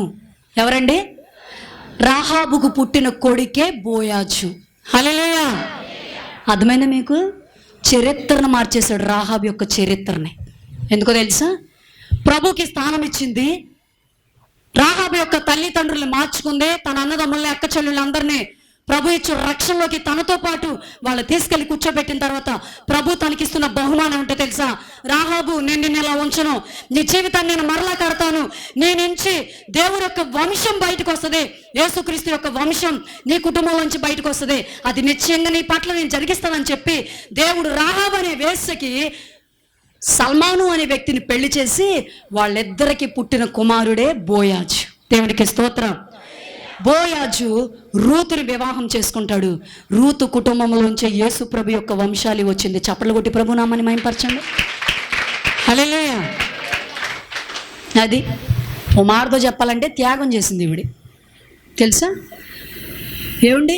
ఎందుకు త్యాగం అంటే అట్నుంచి వచ్చిన అంటే సమాచారాన్ని వేగుల వారిని దాస్తే ఆ వేగుల వాళ్ళని చంపేస్తారు. దాసినందుకు రాహాబును కూడా చంపేస్తారు. మీకు అర్థమవుతుంది ఈ విషయం? ఆవిని కూడా చంపేస్తారు. కానీ ఈవిడ ఎప్పుడైతే దేవుని ప్రచారాన్ని అంటే దేవుని బిడ్డలను ఎప్పుడైతే దాచిందో, దేవుడు ఈవిడ ఎప్పుడైతే వాళ్ళకి ఉపకారం చేసిందో, దేవుడు తనకు ఉపకారంతో పాటు తన లైఫ్ని తీసుకెళ్ళి దేవుడు ఒక గొప్ప స్థాయిలో తీసుకెళ్ళి నిలబెట్టేశాడు. దేవునికి స్తోత్రం. ఎంత గొప్ప లైఫ్ చూడండి రా ఆవిడికి. ఎంత గొప్ప లైఫ్, ఎంత గొప్ప ఉపకారం నిజంగా వాళ్ళకి చేసిందో చూడండి. ఈరోజు ఈ మాటలు వింటున్న నా సంగమా, నేను అడుగుతున్నాను, మీరు ఇప్పుడు నాకు చేతులెత్తి చూపించాలి. ఏమండి, నేను నా భర్తని నా కుటుంబంలో ఒక్కళ్ళు రక్షించుకోగలిగానండి అన్నవాళ్ళు చేతులెత్తి చూపించండి. ఎత్తాలి. ఉన్నారా? చేయెత్తగలరా? దించండి. మిగతా వాళ్ళు ఏంటి? నేనేమన్నా మిమ్మల్ని, నేనేమన్నాండి, నేనేమన్నా అంటకు రావలేదండి నేనైతే. కానీ దేవుడు మీకు ఇస్తున్న అవకాశం. రాహాబ్ అనే ఒక్క ఆడావిడే. చెప్పండి, ఆవిడ ఎవరండి? ఇంకో మాట చెప్పమంటారా? దైవజనుల కన్నా ఆడవాళ్ళు ఎక్కువ సేవ చేసినట్లుగా బైబిల్లో ఉంది. ఎందుకో మాట చెప్పమంటారా? సమరయ స్త్రీ ఊరంతా మార్చుకుంది. తెలుసా మీకు? ఊళ్ళే మార్చేసుకోకుంది ఒక్క స్త్రీ. దైవజనులు తొందరగా జొడబడి విశ్వాసుల ఇళ్లలోకి తొందరగా వెళ్ళలేరు. కానీ ఆడవాళ్ళు అయితే వెళ్ళి, ఏం చేస్తున్నావు పిన్ని, ఏంటి, ఎలా ఉన్నావు అత్త అని చెప్పి మాట్లాడుకొని చొరబడి కొద్దిగా దేవుడు మాటలు చెప్పి ప్రభు వైపు ఎలాగైనా వాళ్ళని తిప్పుకోవచ్చు. దేవుడికి స్తోత్రం. అలా చేసింది ఈవిడ. ఏమండి, చరిత్ర మార్చేసుకుంది ఈవిడ చరిత్ర మారిపోయింది. చాలామందికి రాహాబు వేసానే తెలుసు, కానీ ఈవిడికి పెళ్ళయింది. ఈవిడ కొడుకు బోయాజు అన్న సంగతి చాలామందికి తెలియదు. ఈ చరిత్ర మనం చదువుకుండా వెళ్ళిపోతున్నాం అంతే. దీని వివరణలో మీరు ఆలోచించండి, గమనించండి. దేవుడు అంత గొప్ప లైఫ్ ఇచ్చేస్తే నువ్వు దేవుడి కోసం నువ్వు ఎక్కడ చూడాలో తెలుసా? గవినంటే ఏంటో తెలుసా?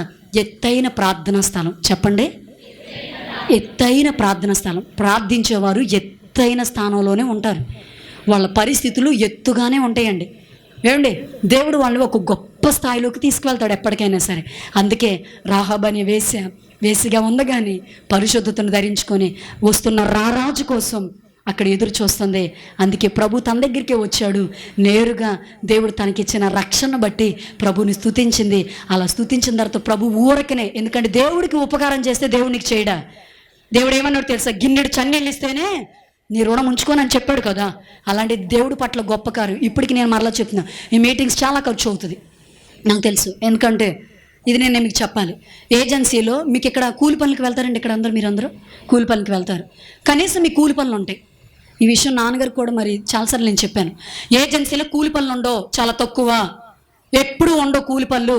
మరి ఎలాగంటే వాళ్ళ బతుకుతేరు అంటే జీడి మామిడి తోటలు ఉంటాయి. మీకు తెలుసు, జీడి మామిడి పిక్కలు ఉంటాయి చూస్తారు, జీడిపప్పు పిక్కలు. అవి సంవత్సరం ఏటేటా వస్తాయి అన్నమాట. అప్పుడే వాటి పంట తీసుకుని ఆ సంవత్సరం అంతా బతుకుతారు. వర్షాలు పడితేనే వ్యవసాయం అనేది జరుగుతుంది అనమాట. వర్షాలు పడకపోతే వ్యవసాయం అనేది జరగదు. నేను కూడా మొన్న రీసెంట్గా ఏదో వేద్దామని చెప్పి ఒక 1/2 ఎకరం పైనే వ్యవసాయం వేశాను. మా పిల్లలు అక్కడ చేసేవాళ్ళు నాకు ఉంటారు కాబట్టి ₹1 కూడా వాళ్ళు తీసుకొని నా దగ్గర. నారుమడి వాళ్ళే వేశారు, దున్నారు, అన్నీ చేశారు. చివరిగా నేను ఒకటే అనుకున్నా, క్రీస్తురాజపురం అని చిన్న ఊరండి. అయితే ఆ ఊరు ప్రాంత ప్రజలంటే నాకు చాలా ఇష్టం. 9 ఇళ్ళు ఉంటాయి అన్నమాట అక్కడ. వాళ్ళందరూ ప్రభువుని తెలుసుకున్నారు. ఒక్కళ్ళ విగ్రహారాధికులు ఉండరు. అయితే మా అమ్మగారు ఎంత కష్టపడుతుంది, మేము కూడా సహకరించాలని వాళ్ళందరూ సహకరించారు. అసలు నేను ఆ వరి పంట వేసిందే వాళ్ళ కోసం. ఎందుకో చెప్పమంటారా? వాళ్ళకి సరిగ్గా అన్నం ఉంటుంది, కానీ తినడానికి సరిగ్గా ఏమీ దొరకవు. ఎప్పుడు చింతపండు చారులు పచ్చడన్నాలతోనే ఉంటారు వాళ్ళు. వాళ్ళ స్థితులు మారాలని చెప్పే వాళ్ళ కోసమే నేను వ్యవసాయం వేశాను. ప్రతి ఇంటింటికి ఒక బియ్యం రైస్ బస్తాలు ఇచ్చేసిన తర్వాత కొంత డబ్బులు నాకు కొంచెం ఆదాయం వస్తే నేను చెప్పాను, అన్న ప్లీజ్ ఆ డబ్బులు దయచేసి వాడొద్దు, అవి నేను మళ్ళీ వాళ్ళకే వాడదాం అనుకుంటున్నాను, ఏం చేస్తాను అన్న తర్వాత వాళ్ళకి బట్టలు ఉండవన్నా సరిగ్గా ఆ రైస్ వాళ్ళకి ఇచ్చేసాం కదా, ఈ డబ్బులతో కలిసి వాళ్ళకి బట్టలు కొంటానన్నా, ప్లీజ్ ఆ డబ్బులు నాకు ఎంత మిగిలినాయో అప్పు చెప్పండి అన్నాను. దేవుడు నా పట్ల చేసిన ఉపకారం ఏంటో తెలుసా? ఇది దేవుని కోసం చేయాలనుకున్నాను. ఈ సంవత్సరం అందరు పంటలు పోయినాయండి, చాలా పంటలు. దేవుడు నా పంటని ఒక్క ధాన్యం కూడా పోకుండా సమృద్ధిమైన దేవుడు ధనాన్ని ప్రభు ఇచ్చాడండి. హల్లెలూయా. ఎందుకు ఈ మాట నేను చెప్తున్నాను తెలుసా? మనం ప్రభు కోసం ఇస్తున్నప్పుడు ఇక్కడ మీటింగ్స్ చాలా ఖర్చు ఉన్నాయి. ద్వారాలు తెరవాలి అని అంటే సంఘం ప్రోత్సహించాలి, గుప్పిళ్ళు విప్పాలి. దైవజనులు అమ్మ ఇవ్వండి, ఎంత ఇవ్వండి, అంత ఇవ్వండి అని చెప్పి నాకు తెలిసి ఈయన అసలు ఆయన అడగడలాగా, ఎందుకంటే ఆ అడిగే టైప్ కాదు ఈయన. ఇత్తే చేద్దాం లేకపోతే ప్రభువే చూసుకుంటాడు అనే టైప్ మీ పాస్టర్ గారు. మీకు తెలుసో తెలీదో మరి, ఏమండి మీకు తెలిసే ఉంటుందిలేండి. అలా ఉంటారు నాన్నగారు, ఎప్పుడు అట్లా అద్దించే వ్యక్తి అయితే కాదు. అలాగా రాహాబని వేసి తన కుటుంబాన్ని రక్షించుకున్న తర్వాత దేవుడు తనకు ఒక మంచి భవిష్యత్తు లైఫ్ని ఇచ్చాడు. నా సంఘంలో జరిగిన నిజ సంఘటన చెప్పేసి నా వాక్యం నేను ముగించేస్తాను. మా సంఘంలో చెప్పాను కదండి, దైవజనుడు సునీలయ్య గారి యొక్క విశ్వాసి అయితే కుమారి అని చెప్పి ఆ అమ్మ ఎలాగ ప్రభు యొక్క రక్షణలోకి వచ్చిందంటే, సునీల్ గారు పెళ్లి కాకముందు 5 సంవత్సరాలు సేవా పరిచర్య చేశారని చెప్పాను కదండి. 25 సంవత్సరాలు వచ్చే వరకు ఆయన ఒక్కడే సేవ చేశాడు. చేసినప్పుడు దేవుడు అతనితో మాట్లాడి, ఎందుకంటే గోపాలరావు గారు సంపాదించిన 10 సంఘాలు, కొన్ని సంఘాలు ఏం చేశారంటే ఆగలేక కొంతమంది వెళ్ళిపోయారు. ఎర్రవరెడ్డిపాలెం, మునసలపాలెం, క్రీస్తురాజపురం, ఇంకా కొన్ని సంఘాలు మాత్రం నిలబడిపోయి సునీలయ్య గారిని వెంబడిస్తున్నారు. ఆ టైంలో దేవుడు చేసింది ఏంటనంటే, ఆ సందర్భంలో సునీలయ్య గారితో మాట్లాడి, ఇప్పుడు వీలైతే మీరు నాకు అవకాశం ఇస్తే ఆ పాట నేను పాడడానికి కూడా సిద్ధంగా ఉన్నాను. సునీలయ్య గారు ఇంచుమించు 60 సొంత పాటలు రాశారండి ఆయన. ఒక్కొక్క పాట దేవుడు చాలా కదిలింపబడుతూ ఆయనతో రాయించాడు. ఆ పాటల తలంతు రావాలని చెప్పి మా ఊరి దగ్గరలో ఉందే 13 అంతస్తుల కొండ ఉంటుంది, పెద్ద కొండ. మాకేం కావాలన్నా సరే మొన్న మాకు జరిగిన మార్చి 5కి అది చెప్పడానికి మేము మర్చిపోయాం. జరిగిన మార్చి 5కి ఒక్కరోజు కూడికే ఉదయం 5 గంటల నుంచి సాయంత్రం 4 గంటల వరకు ఉపవాసంతో ఉంటారు. మంచినీళ్ళు కూడా తాగరు. ఎవరితో మా సంఘస్థులు మాట్లాడరు. బయట నుంచి వచ్చిన సంఘస్థులు అయితే అలా కూర్చుంటారు, కానీ మా పిల్లలైతే లెగరు, అసలు ఎవరితో మాట్లాడుకోరు, అలా కూర్చుని పోయి ఉంటారు. ఉదయం తెల్లవారుజామున 3 గంటలు 4 గంటల నుంచి సిద్ధపడిపోతారు వాళ్ళు, అలా కూర్చుంటారు. ఆ కూడికలో నాకు ఈ సంవత్సరం అయిన ఖర్చు 2,25,000 అయింది ఈ సంవత్సరం నాకు ఖర్చు, ఆ ఒక్క కూడికి. అయినప్పటికీ కూడా నా పిల్లలు నన్ను ప్రోత్సహించిన మనీ ఎంతో తెలుసండి. నాకు తెలియకుండానే మా సంఘస్థులు కూలి పని చేసుకున్న వాళ్ళు, మీరు నమ్ముతారు అనుకుంటున్నాను, వాళ్ళ ఇంట్లో ఎక్కువగా చింతపండు చారులు, ఉల్లిపాయ పులుసే, ఏమి ఉండవు. అసలు వాళ్ళని చూస్తేనే ఒక్కోసారి నేనేం చేయలేకపోతున్నాను ఏంటి ఏసయ్య అనుకున్నాను. నేను ఒక్కటే అనుకున్నాను, నేను చనిపోయేలోపు మీ చిత్తం అయితే ఏసయ్య వీళ్ళకి ఒక పనులు అనేవి నేను వీళ్ళకి కలగ చేయాలి అని అనుకున్నా. నాకు మొన్న రీసెంట్గా రాజమండ్రిలో ఒక పాస్టర్ గారు కలిశారు. ఒక పాస్టర్ గారు నాకు కలిశారండి, చాలా పెద్ద పాస్టర్ గారు. సింగపూర్ దేశంలో ఆయన పరిచయం చేస్తారంటే నన్ను అడిగారు, మిషనరీలు ఉన్నారండి, వాళ్ళకి నేను మిమ్మల్ని పరిచయం చేస్తాను, మీరు సింగపూర్ దేశం వెళ్తారా అని నన్ను అడిగారు. నేను ఒకటే అన్నాను, అన్న దయచేసి దేశాలు వెళ్ళాలని నాకు అసలు ఆలోచన లేదు. ఏజెన్సీలో రంపచోడవరంలో ప్రభు యొక్క వాక్యం లేక అలమటిస్తున్న వాళ్ళు చాలామంది ఉన్నారు, ప్లీజ్ దానికి నేను సహకరించలేను అని చెప్పా. అలా కాదండి, మీ సంఘాన్ని ఆర్థికంగా దేవుడు బలపరుస్తాడంటే ఏదో అన్న పర్లేదన్న, వద్దు నాకు ఏది ఇచ్చినా దేవుడు ఇస్తాడు అని చెప్తే ఇప్పటికే అన్న నాతో మాట్లాడడానికి చూస్తూనే ఉంటారని అడుగుతూ ఉంటున్నారు. ఇప్పటికీ కూడా నేనేమీ సమాధానం చెప్పలేకపోతున్నాను. కానీ నేను ఒకటే అనుకున్నా, నేను ప్రభు దగ్గరికి వెళ్ళిపోయేలోపు వీళ్ళకి ఏదో ఒక సదుపాయం చేసి వెళ్ళిపోలేసాయా. ఎంతసేపు జీడిమాడి తోటలో వ్యవసాయం, వచ్చే డబ్బులు ఉండవు సరిగ్గా, కానీ వాళ్ళు నాకు ఇచ్చేది కానుక ఎంతో తెలుసా? ఇంట్లో భర్త చిత్తకొట్టేస్తాడు, ఆవిడికి HIV వ్యాధి ఉంది, చిన్న పిల్లలు అసలు సరిగ్గా పిల్లలు కూడా అనారోగ్య పరిస్థితి. అయితే మొట్టమొదటిగా ఈ జరుగుతున్న మార్చి 5కి వచ్చి కొండ మీద నేను ఉపవాసం ఉండి, మా సంఘస్థులు 3 రాత్రులు 3 తెల్లవారుజాములు కొండ మీద ఉండి వస్తున్న సింగర్స్ కోసం, వస్తున్న దైవజనుల కోసం, వస్తున్న పిల్లల కోసం, అందరి కోసం 3 రాత్రులు 3 తెల్లవారుజాములు కొండల మీద ఉండి ప్రార్థిస్తే మా పిల్లలు కూడా అక్కడే ఉండి ప్రార్థించిన తర్వాత అప్పుడు దేవా అని ఒక అమ్మాయి నా దగ్గరికి వచ్చి HIV 2 ఎయిడ్స్ వ్యాధి, 2 పిల్లలు చచ్చిపోయారండి. 2 మగ పిల్లలు చనిపోయారు, 2 ఆడపిల్లలు ఉన్నారు, ఇంత ఎత్తున్నారు. అయితే ఒకరోజు నా దగ్గరికి వచ్చి, అమ్మా సునీలయ్య గారు చనిపోయారుగా, ఆయన లేకపోయినా ఆడపిల్లమ్మ నా పిల్లల్ని వాడుకో సేవలోకి, పెళ్ళిళ్ళు చేయొద్దమ్మా వీళ్ళకి, నీ దగ్గర ఉంచేసుకో వెళ్ళినాయి, అసలు వీళ్ళు రారమ్మ, ఇంకా మీ దగ్గరే ఉండిపోతారు, నా కూతురు 10th క్లాస్ అయిపోతుంది, ఇదిగో నా కూతురుని తీసుకెళ్ళిపోండి అని చెప్పి తీసుకొచ్చేసి నాకు అప్పచెప్పేసిందండి వాళ్ళిద్దరిని దేవుడి పని కోసం. చూసారా? తర్వాత ఈ మీటింగ్స్కి ముందు నా దగ్గరికి వచ్చి చేతిలో కాను పెట్టి, అమ్మ కానుకమ్మ. ఏమ్మా ఏంటంటే, అమ్మ మార్చేది వస్తుంది కదమ్మా, నా కొద్దిపాటి చిన్న సహాయం అమ్మ అంది. ఎందుకురా దేవా నీకే కష్టమమ్మా అంటే, లేదమ్మా మీరు ఎంతో భారంతో చేస్తున్నారని చెప్పి కానుక పెట్టింది.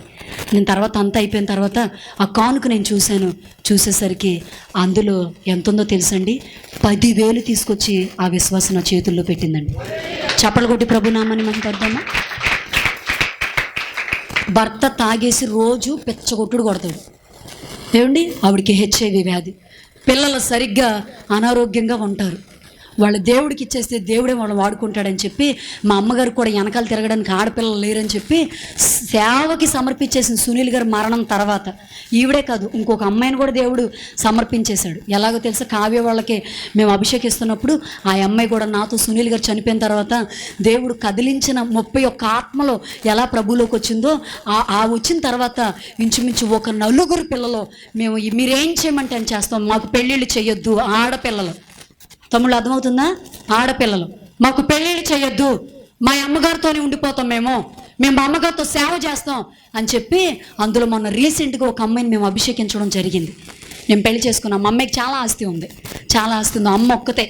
వాళ్ళ అమ్మతో అంటదంట, అసలు చాలాసార్లు ఎందుకు అలా అంటున్నావు మని అంటే, లేదమ్మా నేను అలా, అమ్మ నువ్వెంత తొందరగా పరలోక రాజ్యంకి వెళ్ళిపోతే అంత మా పాశం గారి దగ్గరికి వెళ్ళిపోయి నేను దేవుడు పనిచేరి చేస్తానండి. ఎందుకో తెలుసా, నాకు నువ్వు అడ్డుగా ఉన్నావు, అమ్మగారి వెనకాల నేను వెళ్ళట్లేదు, రాత్రులు అమ్మ అలసిపోతుంది, కనీసం కాళ్ళు లాగేస్తున్నాయి, అమ్మకి నిలబడడానికి శక్తి సరిపోట్ల, ఆవిడ కాళ్ళు నొక్కేవాళ్ళు కూడా లేరు అని చెప్పి ఎన్నోసార్లు అంటూ ఉంటుందంట. ఆ HIV వచ్చి ఆవిడ నిజంగా నాకు ఆ కానుక పెట్టినప్పుడు నేను కానుకను బట్టి సంతోషించలేదు కానండి, నా గుండె చలించిపోయింది.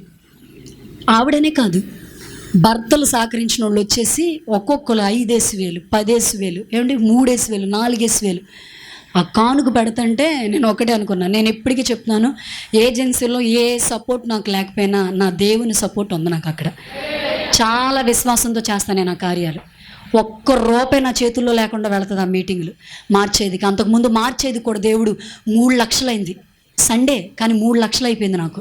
కానీ ₹1 అప్పు లేకుండా దేవుడు ఘనంగా జరిగించి లాస్ట్ ఇయర్ అయితే 2,25,000 అయిన తర్వాత ఒక 2,000 నేను పని చేశాను కదండి, నాకు 2,000 దేవుడు జీతంగా ఇచ్చాడండి. దేవునికి స్తోత్రం.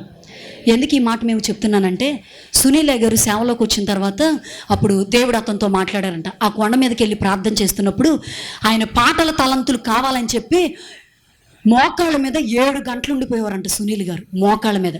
ఒకరోజు ఆయనకి జరిగిన సందర్భం, ఒక పెద్ద తోసుపాము ఆయన దగ్గరికి వచ్చేసి నిలబడి ఇలాగ పడగిప్పిందంట. పాస్టర్ గారిని, సునీల్ పాస్టర్ గారిని వల్లమ్మ అమ్మ అని చెప్పి ఒక ఆవిడ ఉండేదండి, వలాలమ్మ అని చెప్పి ఆవిడ పేరు. కొండ మీదకి 13 అంతస్తుల కొండ మీదకి బెంది మీద బిందెట్టుకుని ఎక్కేది కొండకి. ఏమండి నేను వెళ్ళిన టైంలో మనక మందిరం ఎక్కడ ఉంటే అసలు నడిచి రావడానికే బాగా చెప్పారు, రారు అసలు. ఏమండి ఆ రుద్రాలు ఎప్పుడు సేవకుని వదిలిపెట్టేది కాదంట. అమ్మో మా అయ్య యవనస్తుడు, మా అయ్య వెనకాల ఉండాలి, అయ్యా అంటారు అక్కడ సేవకుడిని, మా అయ్యా అంటారు. మా సేవకుడి వెనకాల మేము ఉండాలని చెప్పి సునీలయ్య గారు వెళ్ళిపోయారంట. మధ్యాహ్నం ఎప్పుడు వెళితే ఈవిడ కూడా వెనకాల వెళ్ళిపోయిందంట. వెళ్ళిపోయి మంచినీళ్ళు తీసుకొని చివరి కూర్చుందంట. కూర్చున్న తర్వాత ఈయన ప్రార్థిస్తుంటే ఈ రుద్రాలు కూడా ప్రార్థనలో ఉంది. 7 గంటల సేపు అలాగ మోకాళ్ళ మీద ఉంటే ఆయన ఎదురుగా చాలాసేపు అది అటు ఇటు ఊగుతూ ఉందంట. ఈలోపు ఈవిడికే భయం పోవంటే మరి ఈవిడికి ఏం చేయాలో అర్థం కావట్లేదు. ప్రార్థన డిస్టర్బ్ చేయకూడదు, ఏసయ్యా అయ్యగారిని ఏం చేయకూడదు, ఇంక ప్రార్థిస్తుందంట. దేవుని కృప ఏంటో తెలుసా, అది ఆ సేవకుడి దగ్గర అలా అల్లాడింది, కానీ కనీసం ఎంత కూడా టచ్ చేయకుండా అది అల్లాడింది, అలాగే దిగి మళ్ళీ ఎటు వచ్చిందో అటే వెళ్ళిపోయేలాగా దేవుడు చేశాడండి. ఏజెన్సీలో అట్లా సడన్గా నేను ఒక్కొక్కసారి ఒక్కదాన్ని గడుపుతూ ఉంటాను కొండ మీద. మా వాళ్ళకి భయం, అమ్మ మీరు ఒక్కలే వెళ్ళకండి అంటారు. నేను దేవుని కృపను బట్టి, సునీల్ గారు ఇచ్చిన ధైర్యం బట్టి పాములు కూడా చంపే కృప దేవుడు నాకు ఇచ్చాడండి. ఎందుకంటే చేయగలను అది. ఎందుకంటే నాకు అసలు ఇంత లెక్క చూస్తే అంత లెక్కకి నేను పారిపోయేదాన్ని. కానీ ప్రభు చాలా మొన్న కూడా సడన్గా మా ఇంటి దగ్గరికి పాము వచ్చేసి తడికెక్కింది. మా వాళ్ళు గ్యాగలెట్టేసి పరిగెత్తేస్తున్నారు. నేను కరెక్ట్గా రోడ్డు పక్క నుండి ఏవో మాట్లాడుతున్నాను, ఎంత బాగుంది అది, ఇలా తడికిల మీద ఏలాడుతుంది. ఏం చేయాలో నాకు అర్థం కాదు. అప్పుడే నా దగ్గర మంచి కర్ర ఉంది, కొడితే నడి మీద కొడితే అలా పడిపోయింది. అది చాలా పెద్దగా, ఎందుకది కట్లపోం, చాలా పెద్దగా ఉంది. ఒక రోజు నేను మా ఇంట్లో ఉన్నప్పుడు కూడా ఒకరోజు అలాగే వచ్చింది.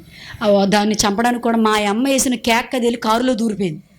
మా అమ్మ వేసిన అరుపుకి దూరేసరికి అది వచ్చే వరకు నేను చూశాను. వచ్చిన తర్వాత బయటకు వచ్చింది. దాని వెనకాల పడి కొట్టాను. చాలా పెద్ద తోసపాము, చాలా పెద్ద తోసపాము.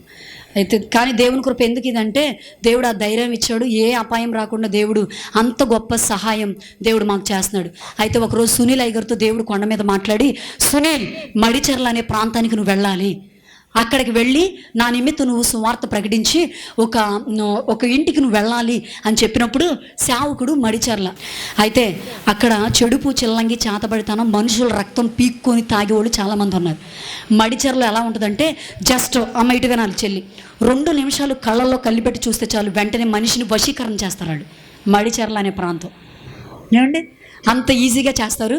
తర్వాత సునీల్ గారు వెళ్ళిన కొత్తలో ఒక అమ్మాయిని చెడిపోళ్ళు ఏం చేశారంటే, వితౌట్ డ్రెస్ నగ్నంగా ఉంటారు. 12 గంటలు అవుతే వాళ్ళు రక్తం తాగడానికి ఏదో చూస్తారు. వినాలి, వాళ్ళు రక్తం తాగడానికి రెడీగా ఉంటారన్నమాట. జాగ్రత్త వినండి, రక్తం తాగడానికి వాళ్ళు సిద్ధంగా ఉంటారు. అలాంటి పరిస్థితుల్లో సొంత నాయనమ్మ సొంత మనవడి రక్తం తాగేసింది రాత్రి టైంలో. తాగేసరికి ఊరోళ్ళు పట్టేసుకున్నారు. ఊరోళ్ళు పట్టుకుని చంపుదామనేసరికి వదిలేశారు. అదే సిచ్యువేషన్ మడిచెర్లో జరిగింది. ఒక ఆమె కూడా అలాగే మనవడి రక్తం తాగేసింది. తాగేస్తే ఎవడు తాగేస్తున్నాడు అన్న సంగతి ఊళ్ళోళ్ళు పట్టుకోలేకపోతున్నారు. అయితే ఓ రోజు ఏం చేశారంటే, ఇంకో బాడీని ఒక వ్యక్తిని రక్తం పట్టుకొని తాగేస్తే ఆ అమ్మాయి చచ్చిపోయింది. చచ్చిపోతే బాడీని పాతిపెట్టారు. పాతిపెట్టిన తర్వాత దాన్ని తీసుకెళ్ళి పాతిపెడితే మరుసటి రోజు ఆ బాడీని తిందామని బయలుదేరుతున్నారు ఈ చెడుపోళ్ళు, రక్తం తాగేవాళ్ళు. బయలుదేరుతుంటే, ఎందుకంటే అంతకుముందు నుంచే గొయ్యి తవ్వేసుకొని మాంసాన్ని తినేస్తున్నారు వాళ్ళు, మనిషి మాంసాన్ని తినేస్తుంటే ఎవరు ఇది తింటున్నారని చెప్పి కనుక్కుందామని చెప్పి ఆ ఊళ్ళో ఒక యవనస్తుడు, మంచి చదువుకున్న యవనస్తుడు ఏం చేశాడంటే, ఎక్కడి నుంచో ఒక పాయిజన్, కెమికల్ లాంటి ఒక పాయిజన్ తీసుకొచ్చి చనిపోయిన బాడీకి ఎక్కిచ్చేసాడు. ఎక్కిచ్చేసిన తర్వాత వీళ్ళు ఏం చేశారంటే, చెడుపోళ్ళు వెళ్ళి బాడీని తవ్వుకొని తినటం మొదలు పెడుతుంటే ఒకళ్ళు ఏం చేస్తారంటే, నలుగురుగా వెళ్ళారు వాళ్ళు. వెళ్ళి చేయి పట్టుకొని లాక్కొని ఇంకా పీక్కొని తింటున్నారు వాళ్ళు. తింటుండే ముందు ఒక ఆవిడ తినేస్తుంది. తింటుండగా కొంతసేపటికి నోట్లోంచి పచ్చగా నొరగొచ్చేసి చచ్చిపోయిందంట అక్కడికక్కడే. మిగతా ముగ్గురు ఏం చేశారంటే, భయం వేసి సరే ఈ మనిషి బాడీ ఏదో అయ్యి ఉంటుందని చెప్పి ముగ్గురు పారిపోయారంట. పారిపోయిన తర్వాత అలాగా చెడిపోవడలే ఆ ఊరిలో చాలామందిని చంపేశారు. రీసెంట్గా చంపేశారు. అంత భయంకరమైన ప్రాంతం. తర్వాత ఇంకోటి ఏంటంటే, మడిచెర్ల మా ఊరు నుంచి 10 కిలోమీటర్లు మడిచెర్ల వెళ్ళాలంటే ఒక కాలువ దాటి వెళ్ళాలండి. కాలువ దగ్గర బాణాలు వేసుకొని చెట్ల మీద కూర్చొని ఉంటారు వాళ్ళు. ఉండేవారంట. సునీల్ గారు వెళ్ళిన కొత్తలో కూడా నాకు చెప్పారు, బాణాలు వేసుకొని కూర్చున్నాను. మా వాళ్ళు చుట్టాలు, మా బంధువుల్ని రండమ్మ అంటే వాళ్ళు ఎవరన్నా వచ్చి నడిచి వెళ్తే, అయ్యో వాళ్ళు చెడిపోళ్ళు అనుకుంటావు, బాణాలు వేసుకొని వస్తున్నారు వాళ్ళే అనుకుంటే వీళ్ళు ముందే భయపడిపోయేవాళ్ళండి. అందరూ అలా ఉండలేనని చెప్పేదాన్ని నేను, ఎందుకంటే భయం వేస్తుందని. అలాంటి సందర్భంలో కాలువ దాటి వెళ్ళాలి. సునీల్ గారు దేవుడు చెప్పిన మాట ప్రకారం కాలువ దాటి వస్తున్నారు. వచ్చిన తర్వాత ఎదురుకొచ్చారు. పచ్చి తాగుబోతు అక్కడో కాలువలో దొల్లేస్తుంటే ఎవరో మనుషులు కనపడట్లేదు. ఆ తాగుబోతు దగ్గరికి వెళ్ళి, అయ్యా నేను పాస్టర్ గారిని, అయితే యేసు ప్రభు గారి గురించి నేను ఎవరికన్నా చెప్దాం అనుకుంటున్నాను, ఒక ఇంటికి ఎక్కడికన్నా నన్ను తీసుకెళ్ళరు, ఇక్కడ నాకు ఇల్లు తెలియదు అంటే, ఉండు చంద్రబాబు నాయుడు విమానంలో వస్తున్నాడు, 10,000 కట్టేస్తానన్నాడు నాకు ఇక్కడ, ఇప్పుడు నేను అందుకే నీళ్ళలో ఇక్కడ దొల్లాడుతున్నాను అని చెప్తున్నాడు. చెప్తుంటే, అయ్యా అలా కదయ్యా, ప్లీజ్ అయ్యా ఒక్కసారి నన్ను ఒక ఇంటికి తీసుకెళ్ళమంటే, మతి లేనోడు ఏమంటే తాగుబోతుడు ఏం చేశాడంటే, తీసుకెళ్ళమంటున్నారుగా రండి అని చెప్పి తీసుకెళ్ళి ఆ తాగుబోతుళ్ళ యొక్క మేనగోళ్ళ ఇంటికి తీసుకెళ్ళి వదిలాడంటండి. ఇంకా అక్కడ పడేసి ఆయన అక్కడ పెట్టేసి వెళ్ళిపోయారంట. కుమారి అనబడుతున్న అమ్మాయి పైన జాకెట్ చిరిగిపోయింది, ఇక్కడ లోపల లంగా ఒక పక్క దగ్గర చిరిగిపోయింది, పైన అసలు వస్త్రమే లేదు. ఏమండి, లేపేసరికి సునీల్ గారు వెళ్ళి లుంచుంటే ఆమెని చూడడానికి ఆయనకి సిగ్గేసేస్తుంది. చూస్తుంటే అప్పుడు ఆయన చెప్పాడంట, అమ్మ అరే ఇటు చూడండి వాళ్ళ పని ఆయన చేసుకోవడం, మీ పని ఏంటి, ఇటు చూడండి అమ్మ. ఇది ఒక అలవాటు, మనకి ఏంటో మరి అర్థం కాదు. ఇటు చూడండి. అలాంటి సందర్భంలో ఆయన అన్నాడంట, చెల్లి నేను పాస్టర్ గారిని చెల్లి పలానా ప్రాంతం నుంచి వచ్చాను, ఆయన ఇలాగే తల్లించుకు కొంచెం ఏమనుకోకపోతే మీద కొంచెం చిన్న టవల్ వేసుకొని రావా అన్నాడంట. టవల్ వేసుకొని రా అన్నాడంటే ఆమె ఎలా ఉందో చూసుకోండి. నేను ఇంకా చెప్పక్కర్లేదు కదా, మీకు అర్థమవుతుంది. ఆ టైంలో చిన్న తాటేకి ఇంట్లో పచ్చి నాటు సార పెద్ద కుండలో కాస్తుంది ఈ అమ్మాయి. పచ్చి నాటు సార కాస్తంటే అప్పటికే స్మెల్ అస్సలు మనం భరించలో ఉండలేం కూడా. ఆ అమ్మాయి అక్కడ ఉంటే చెప్పండి ఎవరండి అని అంటే, చెల్లి నేను పాస్టర్ గారిని చెల్లి కాకినాడ నుంచి పలానా ఈ ప్రాంతానికి వచ్చేసి నేను సేవ చేస్తున్నాను ఎర్రెడ్డిపాలెం మున్సిపల్పాలెం ఆ ప్రాంతంలో అంటే, చెప్పండి అని అంటే, ఏం కాని చెల్లి యేసుప్రభు గారు నన్ను ఈ ప్రాంతాలకి రమ్మంటున్నారు, నాకు ఇక్కడ ఎవరన్నా ఒక ప్రార్థన పెట్టడానికి చిన్నగా ఒక గదిలాగా ఒక అవకాశం ఇస్తే ఇక్కడ ప్రార్థన పెడతానంటే, వెంటనే అమ్మాయి అందంట, పెట్టండి అన్న పర్లేదు మీరు పెట్టుకోండి ఇంట్లో అందంట ప్రార్థన. వెంటనే అమ్మాయి ఒప్పుకుందంట అండి. ఒప్పుకున్న తర్వాత శుక్రవారం ప్రార్థన పెట్టడానికి వస్తున్నారు. ఎవరి కోసం? ఆ అమ్మాయి ఒక్కదాని కోసమే, కుమారి కోసం. 10 కిలోమీటర్లు రావాలి, రోడ్డు అస్సలు బాగోదు, కాలువ దాటి వెళ్ళాలి. అలా వస్తుండగా కొద్దిగా ఆ అమ్మాయి వాక్యం వింటడం ప్రారంభించింది, వాక్యంలో బలపడుతుంది. అట్లా బలపడుతుండగా సునీల్ గారు ఒకరోజు శుక్రవారం బండి వేసుకొని వచ్చి ఆ బండి కొంచెం దూరం పెట్టి కొంచెం 1 కిలోమీటర్ కాకుండా కొంచెం ఒక 1/2 కిలోమీటర్లు నడిచి రావాలి లోపలికి. అప్పుడు వచ్చే టైంలో ఆ ఊరోళ్ళు ఎవరో, రే మన ఊరికి సేవకుడు వస్తున్నాడు రా, ఆ సేవకుడిని ఎలాగోలా మనం ఏదో ఒకటి చేయాలని చెప్పి బండి మీద పెట్రోల్ పోసేశారు సునీల్ గారు బండి మీద. ఇలాంటి అనుభవాలు నేను చెప్పాలంటే చాలా ఉన్నాయండి, చాలా ఉన్నాయి నా దగ్గర. అయితే బండి మీద పెట్రోల్ పోసారు. ఈలోపు ఆయన ప్రార్థన ముగించుకుని వచ్చే సందర్భంలో అక్కడ ఉన్న వాళ్ళు అగ్గిపెట్టి తీసి ఈలోపు తగలైపోతున్నారు. పెద్ద బండి అయింది. తగలైపోతుంటే సునీల్ గారు కేకలేసుకుంటూ వెళ్ళేసరికి వాళ్ళు అక్కడి నుంచి అక్కడికి పారిపోయారండి. అలా రెండోసారి కూడా 2 టైర్లు గాలి తీసేశారు. ఈయన అర్ధరాత్రి 10ంటికి ఆ కాలువ దాటి వెళ్ళాలి. 6 అయితేనే ఇటోళ్ళు అటు వెళ్ళరు, అటోళ్ళు ఇటు రారు అసలు. ఆ టైంలో ఆయన ఒక్కడే ధైర్యం చేసి, నిజంగా అతని మీద దేవుని యొక్క శక్తి బాగా ఉందని నాకు అర్థమైంది కూడా. అతను అలాగే ఒంటరిగా వెళ్ళిపోతూ ఉండేవాడండి. అలా వెళ్ళిపోతుందంట. రోజులు గడుస్తున్నాయి, ఏళ్ళు గడుస్తున్నాయి. కుమారికి ఒక భర్త ఉన్నాడు, తను కూడా బాగా తాగుతాడు. అయితే కుమారికి ఒక చిన్న పాప ఉంది, చాలా అందగతి. మా చెల్లి చిన్నప్పుడు ఎలా ఉండేదో ఆ పిల్ల అలాగే ఉంటుంది, చాలా అందం అండి. వాళ్ళ అమ్మ నాన్న కూడా అంతే అందంగా ఉంటారు. వాళ్ళు అసలు ఏజెన్సీ వాళ్ళు అంటే ఎవరు నమ్మరు. అంటే మీరు ఇలా అనుకోకండి, ఏమనుకోద్దే, మీకన్నా చాలా మంచి బట్టలు వేసుకుంటారు వాళ్ళు. అంటే ఎందుకంటే లేక కాదండి, ప్రభు మందిరానికి వచ్చేటప్పుడు మనం ఇలా రావాలి, మరీ తక్కువ వారిగా ఏమీ లేని వారిగా మనం ఉండకూడదు. ప్రభు మనకి ఇచ్చిన దాంట్లోనే శుభ్రంగా ఉండాలని చెప్పి సునీల్ గారు వాళ్ళకి అలవాటు చేశారు. అసలు ఒకప్పుడైతే స్నానాలు చేయకుండా వచ్చేవారు, గుళ్ళో ఒక అరగంట కూర్చోలేకపోయేవాళ్ళం. మీరు నమ్మండి నమ్మకపోండి, నేను వెళ్ళిన కొత్తలో ఒక అరగంట సేపు చర్చిలో కూర్చోలేకపోయింది. ఎందుకంటే అంత స్మెల్, స్నానాలు చేయరు వాళ్ళు. సునీల్ గారు అన్నీ నేర్పించారు, ఇలా ఉండాలి అలా చేయాలి అని చెప్పి ఆ విధంగా నేర్పిస్తూ ఉండేవారు. జాగ్రత్తగా వినండి. అలాంటి పరిస్థితుల్లో సునీల్ గారు వెళ్ళిన తర్వాత కొద్దిగా ఆ అమ్మాయి దేవుళ్ళలోకి వెళ్ళడం మొదలుపెట్టింది. అప్పుడు చెప్పారంట, అరే చెల్లి ఏమి అనుకోతే మనం ప్రభువుని కలిగి ఉన్నారా, పచ్చి నాటు సార కాయకూడదు చెల్లి అన్నాడంట. అనేక మంది బతుకులు మనం పాడు చేయకూడదు చెల్లి అన్నాడంట. అనేసరికి, అన్నా నా బతుకు తెరు, నా భవిష్యత్తు అదన్నా, ఇది మానేస్తే నాకు ఏం ఉండదన్న అంటే, దేవుడే నిన్ను పోషిస్తాడరా చెల్లి అని చెప్పి నువ్వు ప్రార్థన చేసుకోవాలంటే ఆ అమ్మాయి విశ్వాసంతో ఆ నాటు సార తీసేసి ఊళ్ళోకి అక్కడక్కడ ఇటు ఉపాధి పనులు ఉంటాయండి, అలాంటి ఉపాధి పనులకి కూలి పనులకి వెళ్ళటం స్టార్ట్ చేసిన తర్వాత ఆ అమ్మాయి పాస్టర్ గారిని ఆహ్వానించి ఇంట్లో ప్రార్థన పెడుతుందని భర్తకి చేతబడి చేసేశారు. చేతబడి చేస్తే సడన్గా అతనికి హాస్పిటల్లో జాయిన్ చేశారు. జాయిన్ చేయగానే రంపచోడవరం గవర్నమెంట్ హాస్పిటల్లో జాయిన్ చేస్తే డాక్టర్లు అన్నారు, ఈ మనిషి బతకడు, చచ్చిపోతాడు, తీసుకెళ్ళిపోండి అన్నారు. అన్నారో లేదో ఒంట్లో ఎక్కడ రంధ్రం ఉంటే కంట్లోంచి, ముక్కులోంచి, చెవులోంచి, నోట్లోంచి, ఇంకా బాడీలో ఎక్కడ రంధ్రం ఉంటే అక్కడ బ్లడ్ ఇలా చిందేస్తుందండి, బయటికి రక్తం వచ్చేస్తుంటే అప్పుడు చివరిగా మాట్లాడంట, కుమారి బావను ఒకసారి రమ్మనవా, సునీల్ గారిని బావగారు అనేవారు, బావగారిని ఒక్కసారి రమ్మనవా కుమారి, నాకు చూడాలనిపిస్తుంది అని అంటే ఫోన్ చేసిందంట. ఆయన అప్పుడే కాకినాడ నుంచి ఆయనేమో ఇక్కడికి వచ్చేసాడు ఏజెన్సీలో. ఏమండి ఫోన్ కలవట్లేదంటే, బావను ఒక్కసారి చూడాలనిపిస్తుంది కుమారి, నేను రక్షణ పొందలేదు కుమారి, నేను బాప్తీసం తీసుకోలేదు, ఎందుకంటే దేవుడి సువార్త తెలుసు. అప్పటికే కొన్ని 2 సంవత్సరాల దాకా వాళ్ళు దేవుడి గురించి వింటున్నారు. కొత్తగా కూడా కుమారి బాప్తీసం తీసుకుంది ఆ అమ్మాయి. ఇలా తీసుకున్న తర్వాత తన భర్త సడన్గా ఒకరోజు తన కూతురు అలా ఉంది హాస్పిటల్ నుంచి తీసుకొస్తుండగా వెంటనే తన కూతురిని ఇలా దగ్గరికి లాక్కొని, కుమారి పాప జాగ్రత్తగా బతకండి, నేను మిమ్మల్ని వదిలేసి వెళ్ళిపోతున్నాను, నేను బతకనని డాక్టర్లే చెప్పారు అని చెప్పి ఆ రోజు అతను చనిపోయాడని. చనిపోయిన తర్వాత చిన్న కుమార్తెను పెట్టుకొని ఎన్నో సంవత్సరాలు బతికింది.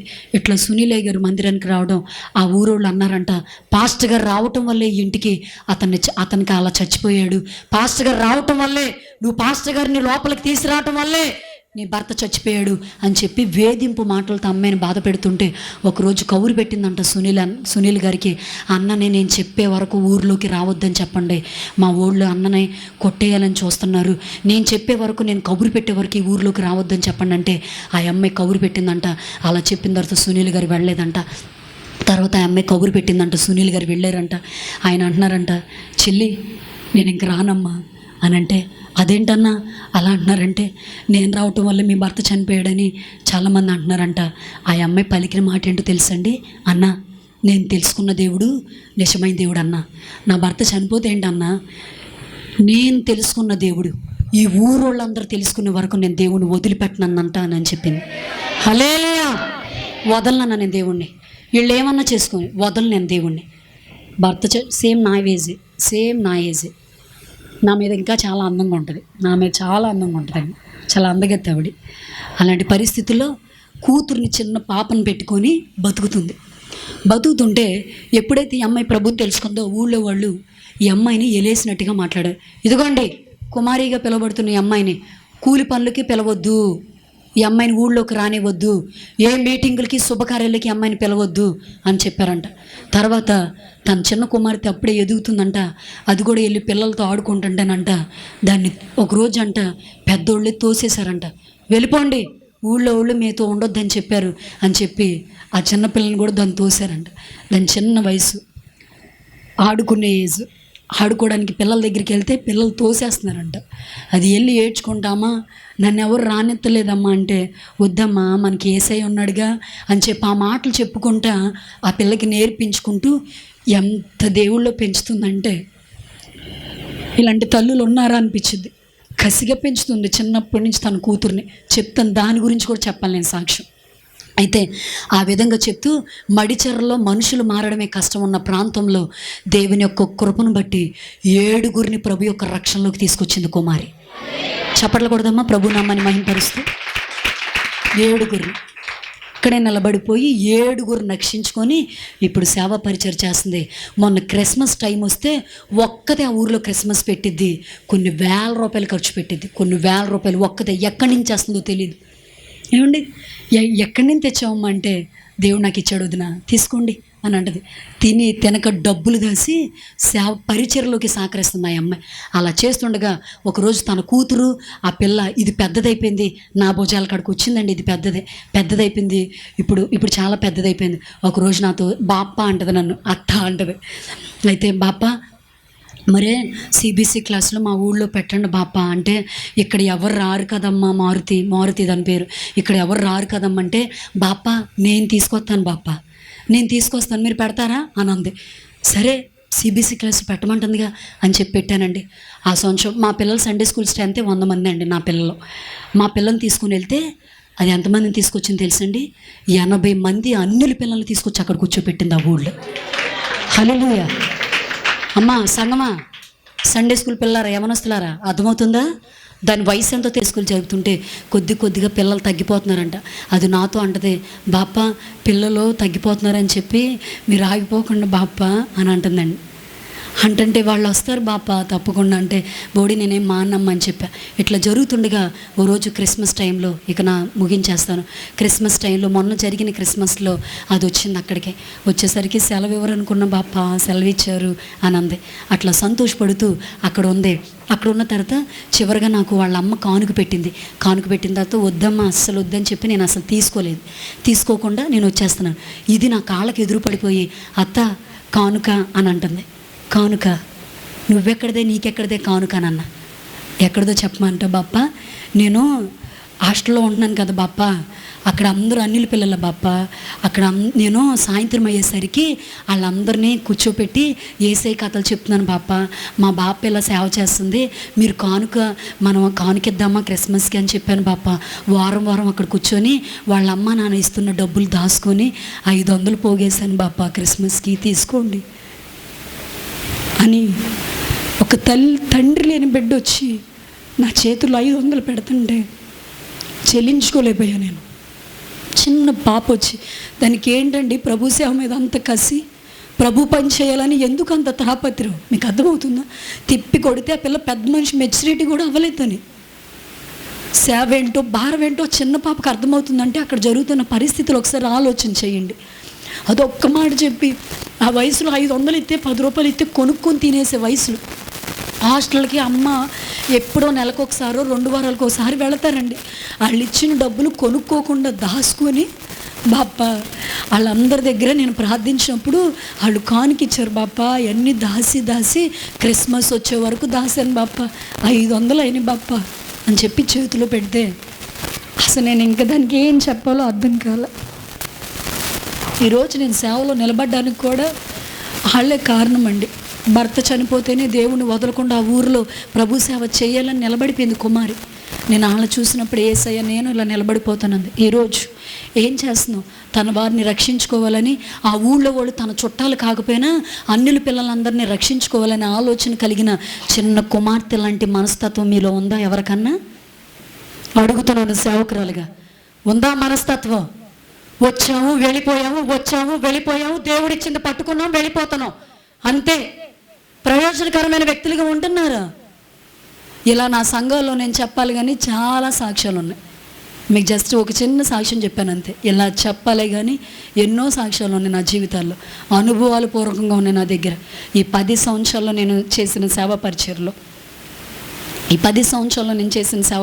చాలా ఎక్స్పీరియన్స్. దేవుడు చాలా విధాలు నేర్పించాడు. వాళ్ళని చూస్తున్నప్పుడు నేను, మా కావ్య నాతో ఇలాగే అంది, వదిన దీన్ని ఎక్కువ చదివించిన తర్వాత దీన్ని బైబిల్ ట్రైనింగ్కి పంపిద్దాం, సేవకురాలని చేద్దాం వదిన అన్నప్పుడు నిశ్చయంగానే దేవుని చిత్తమైతే ఇప్పటి నుంచే దాన్ని ప్రార్థన చేయాలి, ప్రార్థనకి పురుకొల్పాలి. ఇప్పుడు మాకు CBC క్లాసులు వస్తున్నాయి. ఇంకో మాట ఏంటో చెప్పమంటారా? ఆ పిల్ల పెట్టమన్న ప్రార్థన ఇప్పుడు ఏ కాలువ దాటైతే వెళ్ళాలని చెప్పాను కదా, ఆ కాలువలో మా పిల్లలందరూ ర్యాలీ చేస్తూ CBC క్లాసులకి మేము వెళ్తూ ఉంటాం. నేను ఎప్పుడు అనుకుంటాను, చిన్న పిల్లల నోట నుంచి దేవుడు దుర్గాన్ని స్థాపిస్తాడు. చిన్నపిల్లలు ప్రార్థన చేస్తే దేవుడు ఇవ్వలేనిది ఏమీ ఉండదు. ఆ పిల్లల కాలంలో కూడా ప్రార్థించారండి. దేవుని కృపను బట్టి ప్రార్థిస్తూ జయము యేసయ్యకి అని చెప్పుకుంటూ వెళ్ళారు. ఇప్పుడు ఆ కాలువ ఏ చిన్నపిల్లల పాదాలైతే ఆ కాలువలో తాకినాయో దేవుడు కృపను బట్టి ఈ సంవత్సరం నడవడానికి దేవుడు పెద్ద బిర్జీని వేసేసాడండి. హల్లెలూయా. ఇలా దేవుడు ఏజెన్సీ ప్రాంతంలో చెప్పాలే కానీ ఎన్నో అద్భుతాలు, చాలా అద్భుతాలు చేసుకుంటూ వెళ్తాను. నేను అదే అంటాను, పిల్లలు నడిస్తే చాలు, పిల్లలు ప్రార్థిస్తే చాలు, దేవుడు గొప్ప కార్యాలు చేస్తాడు. అమ్మ ఈరోజు ఒక తల్లిగా నువ్వు ఉన్నావు కదా, నీ పిల్లల్ని ఏ పెంపకాల్లో పెంచుతున్నావు? సేవకులకి అటు దేవుడికి ప్రయోజనకరమైన వ్యక్తులుగా యవనస్తులారా, విశ్వాసులారా మీరున్నారా? ఈ మాటలు వింటున్నప్పుడు గుండెలో చలనం పుట్టాలి, పరితాపం చెందాలి, రగిలించబడాలి. ఈ మాటలు వింటున్నప్పుడు ఆఫ్టర్ ఆల్ మేమేంటి అని అనిపించాలి. ఇది పల్లెటూరు కదా, మేము పల్లెటూరు వాళ్ళమండి, మేము ఎలాగే ఉంటామని అనుకోకండి. మోటు ప్రాంత ప్రజలు, స్కూళ్ళు ఉండవు, సౌకర్యాలు ఉండవు, సిగ్నల్స్ ఉండవు, వాటర్ దొరకదు. అలాంటి వాళ్ళు అలా కదిలించబడితే నువ్వింకెంత కదిలించబడాలి? మీ సేవకులు ఇంత భారంతో ఇక్కడ ప్రార్థన పరిచర్యలో జరిగిస్తుంటే కదిలించబడాలి. ఆమె చూసారా, రాహాబు అనే వేశ్య తన కుటుంబాన్ని రక్షించుకోగలిగింది. దేవుడు ఉన్నతమైన స్థానంలోకి దేవుడు తీసుకెళ్ళాడు. ఇంకో పరిస్థితి ఏంటో చెప్పమంటారా? మడిచెరలో మందిరం కట్టడానికి స్థలాలు వెతుకుతుంటే కుమారి అనబడుతున్న ఆవిడ ఏం మాట్లాడింది తెలుసా? వదిన ఆ అమ్మాయి ఇల్లు పెద్ద పెంకుటిల్లు, తను చెప్తుంది ఏంటో తెలుసా? ఎవరో స్థలం అయిపోయినా నా ఇల్లే దేవుడు మందిరం చేసేయండి, ఈ పెంకుటిల్లు పడేయండి, ఇక్కడ మందిరం కట్టండి, నేను ఎక్కడైనా నివసిస్తాను అని చెప్పి దేవుడి దగ్గర మంచి వాగ్దానం తీసుకొని నిలబడిపోయిందండి. చూసారా, ఉన్నారా ఇలాంటి వాళ్ళు ఉన్నారా?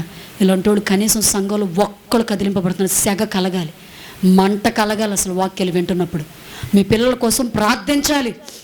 సండే స్కూల్ ఇంకా భారంతో యవనస్తులుగా వస్తున్న వీళ్ళు అయినా సరే, మా చెల్లికి ఎప్పుడూ చెప్తూ ఉంటాను, రవళే సండే స్కూల్ అంటేనే నారుమడి, చాలా జాగ్రత్తగా పెంచు, వాళ్ళే మహావృక్షాలు అవుతారు, వాళ్ళే సంఘంలో పెద్దగా ఇంకా విశ్వాసులుగా తయారవబడతారు అని చెప్తూ ఉంటాను. ఈరోజు ఈ మాటలు వింటున్నాం. మీరు చిన్నపిల్లలాంటి మనస్తత్వం మీరు ఒక్కళ్ళు కలిగి ఉంటే, రక్షించాలి, సువార్త చెప్పాలనే తాపత్రం, గుండె కసి, పట్టుదల మీరు కలిగి ఉంటే నిశ్చయంగా మీరు అడగకుండానే దేవుడు మీ ఇంట్లో ఉన్న అవసరతను, ప్రతి ఇబ్బందును, ఎక్కర్తను యేసు నామములో దేవుడు తీర్చగలిగిన సమర్థుడు.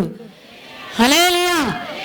మీరు ఎన్ని బాధలు పడుతున్నా, మీ భర్తల చేత కావచ్చు, మీ ఇంట్లో వాళ్ళకి కావచ్చు, బంధువుల చేత, స్నేహితుల చేత, లేదా అప్పుల సమస్య వల్ల, వ్యాధుల చేత ఏది పడినా సరే దేవుడు పని కోసం, దేవుడి కోసం నిలబడు. దేవుడు నిత్యంగా నీ పనులు జరిగిస్తాడు. అట్టి కృప దేవుడు మనందరికి ఇచ్చి నడిపించును గాక. దేవుడు రచించిన ఆ చిన్న పాట నేను ఒక్క చరణం పాడేసి అయ్యగారికి ఇచ్చేస్తాను అంతే. ఆయన ఈ పాట పాడుతున్నప్పుడు ప్రతిసారి కూడా కదిలింపబడుతున్న విశ్వాసులు చాలామంది ఉన్నారండి. దేవునికి స్తోత్రం.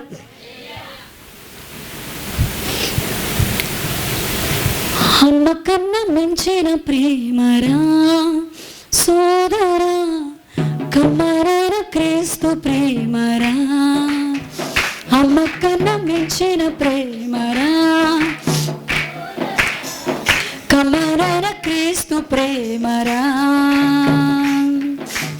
అంతములేని ప్రేమ, అవధులేని ప్రేమ, కల్వరిలోన ప్రేమ, నేను నమ్ముకున్న ప్రేమ.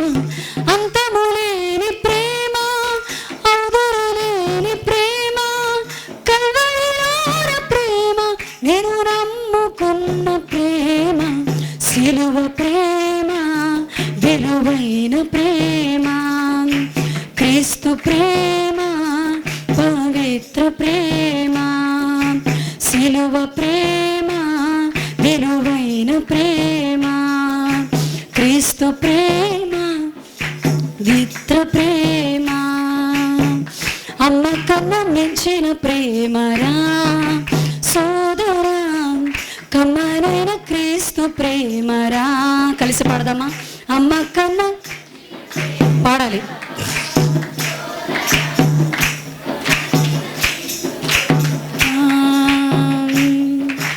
అన్నిటినీ నమ్మునది ప్రేమ, అన్నిటినీ తాడునది ప్రేమ, అన్నిటినీ నమ్మునది ప్రేమ, అన్నిటినీ తాడునది ప్రేమ, అన్నిటినీ వచ్చునది ప్రేమ, శాశ్వతమైన కొనినది ఈ ప్రేమ. అన్నిటినీ నమ్మునది ప్రేమ, శాశ్వత కాలముండునది ఈ ప్రేమ.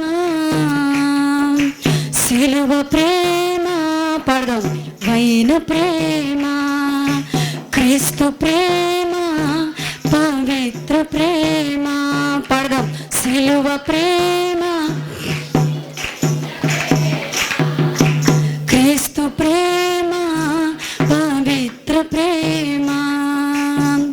అమ్మ కన్నా మించిన ప్రేమరా సోదరా, కమ్మరైన క్రీస్తు ప్రేమరా. అమ్మ కన్నా మించిన ప్రేమరా సోదరా, కమ్మరైన క్రీస్తు ప్రేమరా. మరణమంతా బలమైనది ప్రేమ, దీర్ఘకాలం సహించునది ప్రేమ. మరణమంతా బలమైనది ప్రేమ,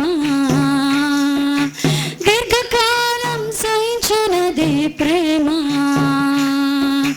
డంబము చూపనిది ప్రేమ, స్వార్థము కోరనిది ఈ ప్రేమ. డంబము చూపనిది ప్రేమ, స్వార్థము కోరనిది ఈ ప్రేమ. సిలువ ప్రేమ, విలువైన ప్రేమ, క్రీస్తు ప్రేమ, పవిత్ర ప్రేమ. అమ్మ కన్నా మించిన ప్రేమరా సోదరా, కమ్మరైన క్రీస్తు ప్రేమరా. అమ్మ కన్నా మించిన ప్రేమరా సోదరా, కమ్మరైన క్రీస్తు ప్రేమరా. దేవునికి స్తోత్రం.